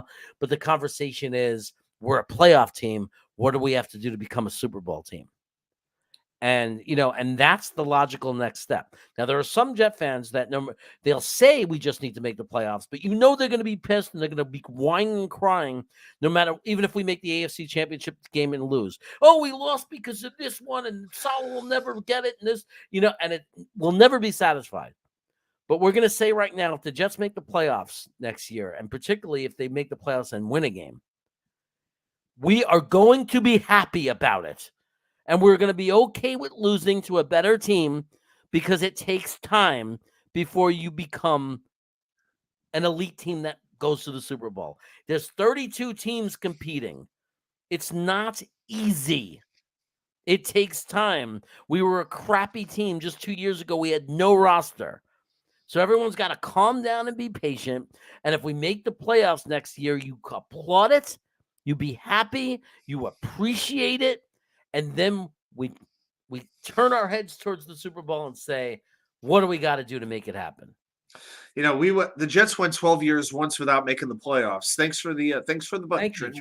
We appreciate it. We do. Yeah, the Jets went 12 years once without making the playoffs, and on the very first play of that game, Bruce Harper fumbles the opening kickoff and Buffalo runs it in for a touchdown. Can you even imagine if something like that were to happen after we break the 12, 13, 14-year playoff jinx, whatever it is, and just something like that happens?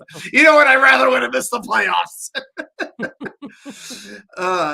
There is something about being a Jets. I heard one of the PR guys of the New York Mets, I think it was Dave Howard. He was on WFAN with the Wilpons. They said, just think about it. And this applies to the Jets so easily. And you know this, you may not have championships, but you have character.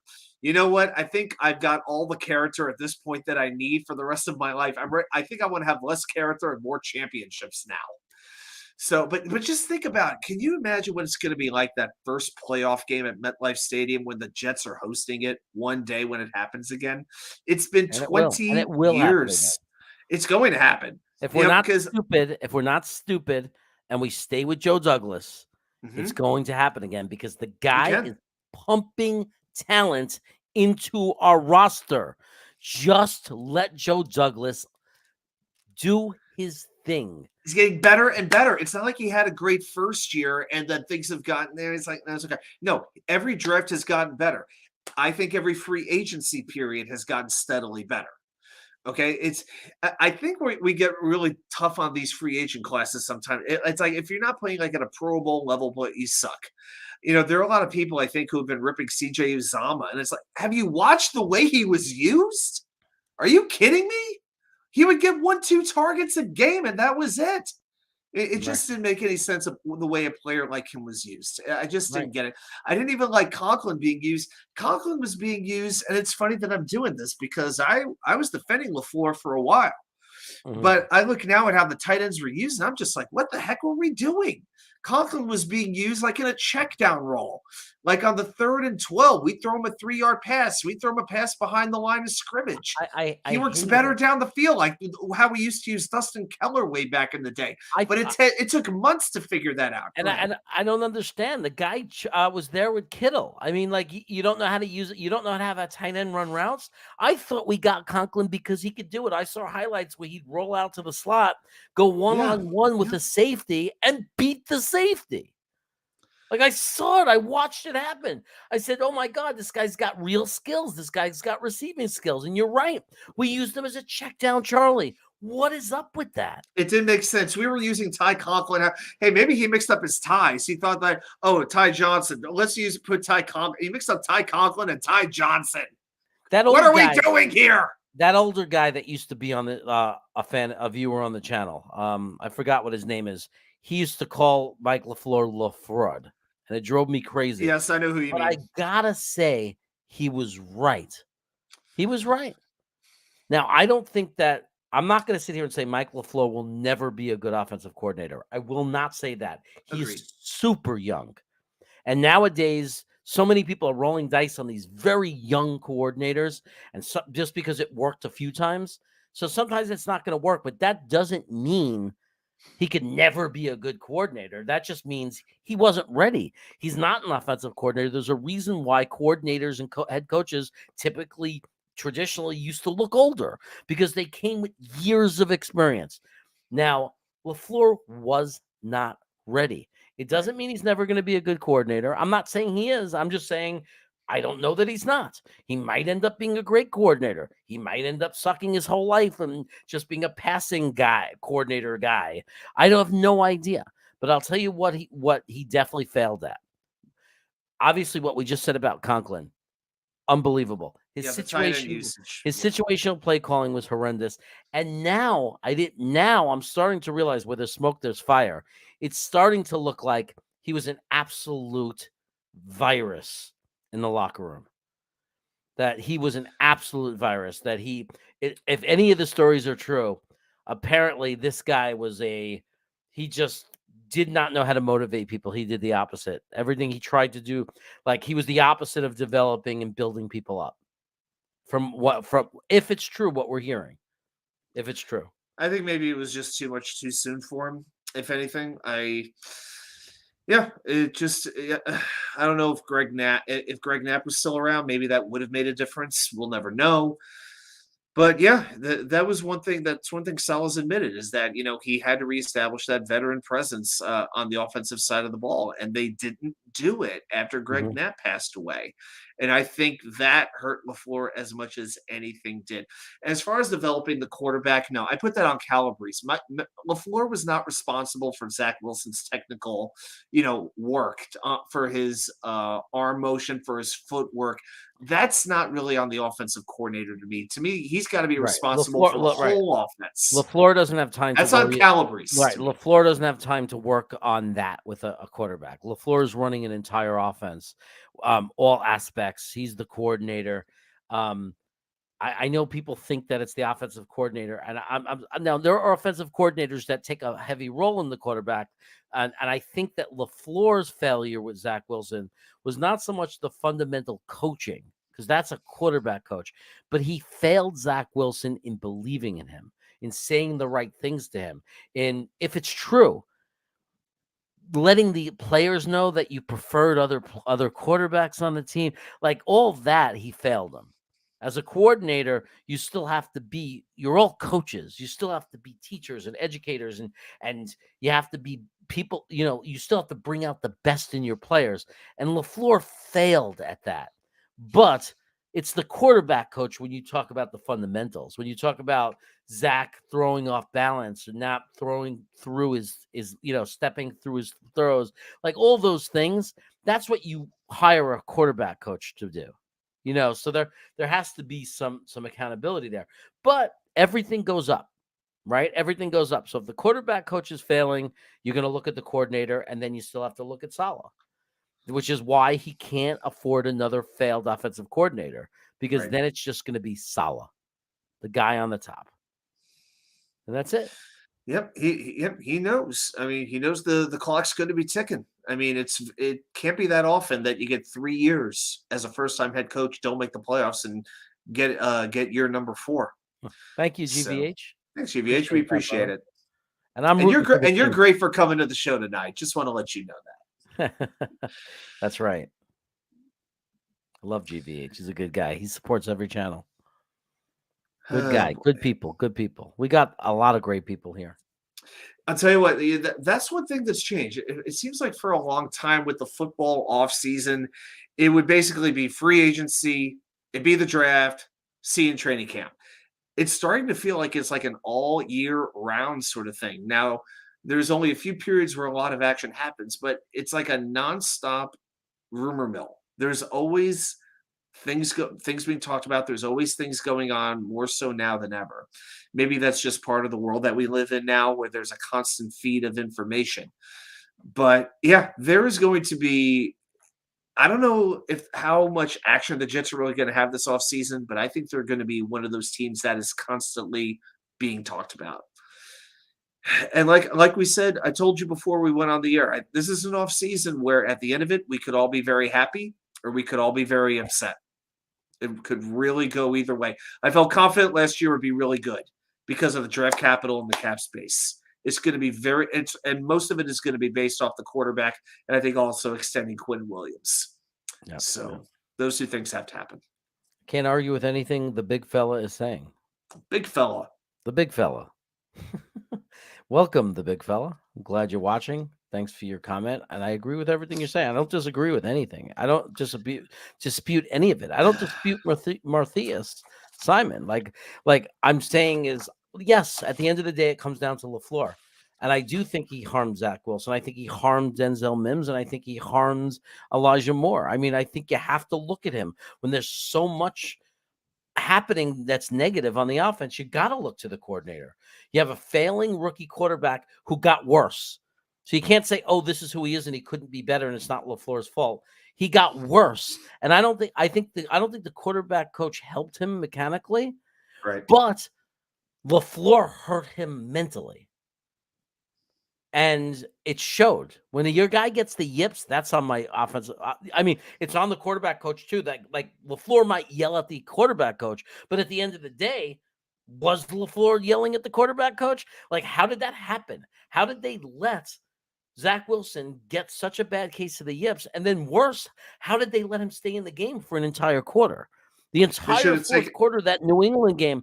Oh, that's on Saleh. You got to take him out. He had to. Right? I mean, yep. Saleh's done a lot well, but probably his two biggest mistakes were that and the way that he managed the clock in that one game against Detroit. Those were the two worst things he's done all year. If they pull Zach Wilson out of the entire fourth quarter against that New England game, I really believe we win that game. And if they don't call Mike that White BS would have John been Franco Myers roughing the passer penalty on Mac Jones, where Michael Carter's taking it to the house, we'd have been up 14 points going into halftime. Yeah, that sucks. But the reality is, if Mike White comes into that game in that fourth quarter, we know how they react to White. I mean, maybe he's not your good starter week to week. Maybe he gets hurt a lot, but we all know that when he comes in, it lights a fire under them. And he couldn't have been worse than Zach. Zach wasn't even Zach. It wasn't like the Zach that played just against Detroit that wasn't good enough. It was Zach at his worst. He had the yips. He couldn't complete a pass behind the line of scrimmage. He needed to be pulled out of that game. If we would have brought in Mike White, we didn't need Mike White to be a hero. We just needed some level of competency. And we win that game. And that changes our whole season. Thank you so much for the super chat. Yep. Yeah. Jets Cubs Thanks for the fan. super Wow. chat. Well, at least you got one curse broken. Sister to wife, you're marrying a Jets fan. Wife, yeah, I know. He's a sports fan. Sister, no, he's a Jets fan. Big difference. Get Rodgers now. I just started talking. I'll admit this. So through this Facebook group, I started talking to a girl today who lives about 3 hours away in Harrisonburg, a home of James Madison University, and she admitted she wasn't a sports fan, and to which I'm thinking, okay, she gets to know me. She's gonna learn a whole new level of pain. He's like, yeah, she thinks I'm just a sports guy. She doesn't know what it's like to be a Jets fan. Yeah. Oh boy. Oh, where was this other one? Like yeah, there's another super chat that I saw that I wanted to. Oh, was that? Did I miss one? Maybe not. There was a comment that I saw right around. Oh gosh, I'll find it. But yeah, there was something I wanted. Yeah, there was one person who said he wanted Aaron Rodgers on the team now. You don't want Aaron Rodgers on the team right now if we take a look at the contract. Okay, if it's going to happen, it's after June 1st. They might announce it, but like we talked about, it can't become official until June because the cap hit that Green Bay would have to take on would be absolutely astronomical. Like twice what the contract is worth. If he has a $58 million option for 2023, okay, if they pick up that option before they trade him, before June 1st, they're burdened with $99 million in dead cap money. It's not happening. So this trade will not be official until June 1st. And I got that from Jets X Factor, by the way. So that's where I got that info from, so you know. Right. So June 1st. That's what we're talking about with these timelines. Some of these quarterbacks you can get quickly, like Carr. Some of these quarterbacks, like an Aaron Rodgers, you're going to have to wait a couple of months after free agency, after the draft. So I know we want everything now, but the bottom line is we got to have him by, get him ready for training camp. As long as we got him for training camp, then that's pretty much what we need to have happen. No question. So we could secure him. Yes. We could secure him, but understand he's not going to be on our roster and officially a Jet until after June 1st. That's the only way it could realistically happen. And as Matt Smith says, not only that, you have to look at the $99 million. That's right, Matthew. So it can't happen before then. Guys, now they trade. I'm sorry, Jeremy, but just to give a comparison, if they don't pick up that option and do trade him after June 1st, these are their dead cap hits: $15.8 million in 2023 and $24.5 in 2024. Basically, $40 million total. Less than half of what it would be if they did it before June 1st. These contracts are just crazy. Yeah, it's crazy. Hey, tell them what you got going on. We're gonna wrap up. We gotta go. I got dinner ready. Watsuk99, tell them what you got. Yeah, I got sleep ready. Oh my goodness! So I'm actually going to be doing a video. I think I'm going to talk a little bit about these contract situations a little bit with Derek Carr and Aaron Rodgers. I'm actually going to talk about Rodgers a little bit, talk about some of the numbers and whether I think it makes sense or not for the Jets to go after Mr. Rodgers and his whole neighborhood. And I'm still doing some Mets content as well. I'm doing 2 videos a week on previewing prospects in the Mets minor league system. And I actually did a projected 26-man Mets opening day roster.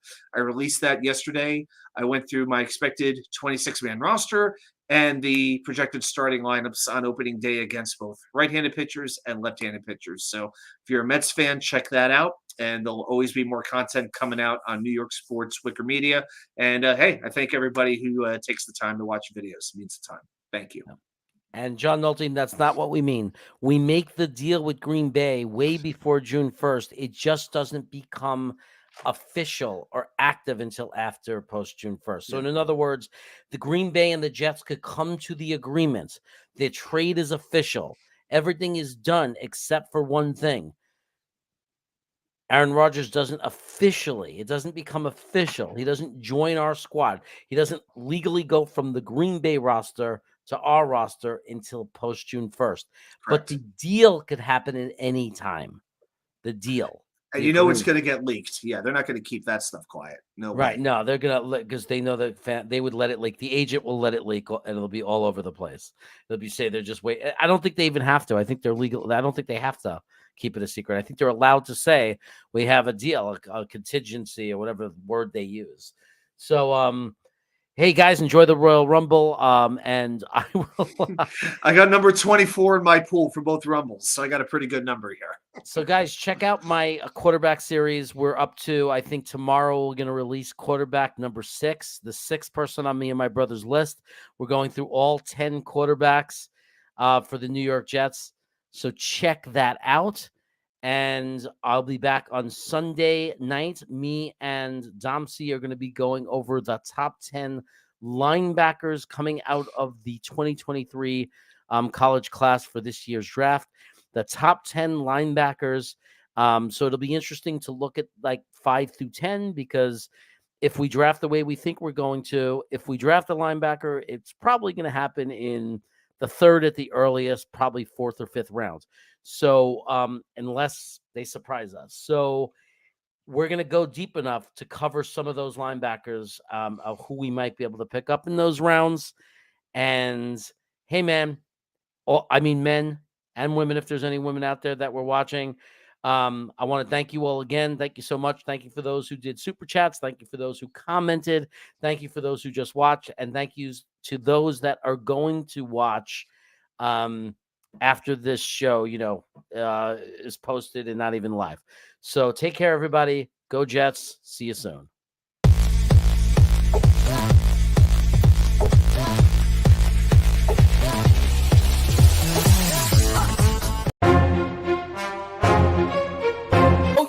Oh, yeah. Go. Amazing. That's my boy. That's my boy. He breaks away from a sack and completes the pass for first down. Oh, Kittle just may have made the most amazing catch. He fights for the first down and gets out of bounds, too. It's no good. Overtime. Oh, what a catch. How do you drop that? What are you, Jamal Adams? Touchdown. This is a touchdown all the way. He reached over the pylon. San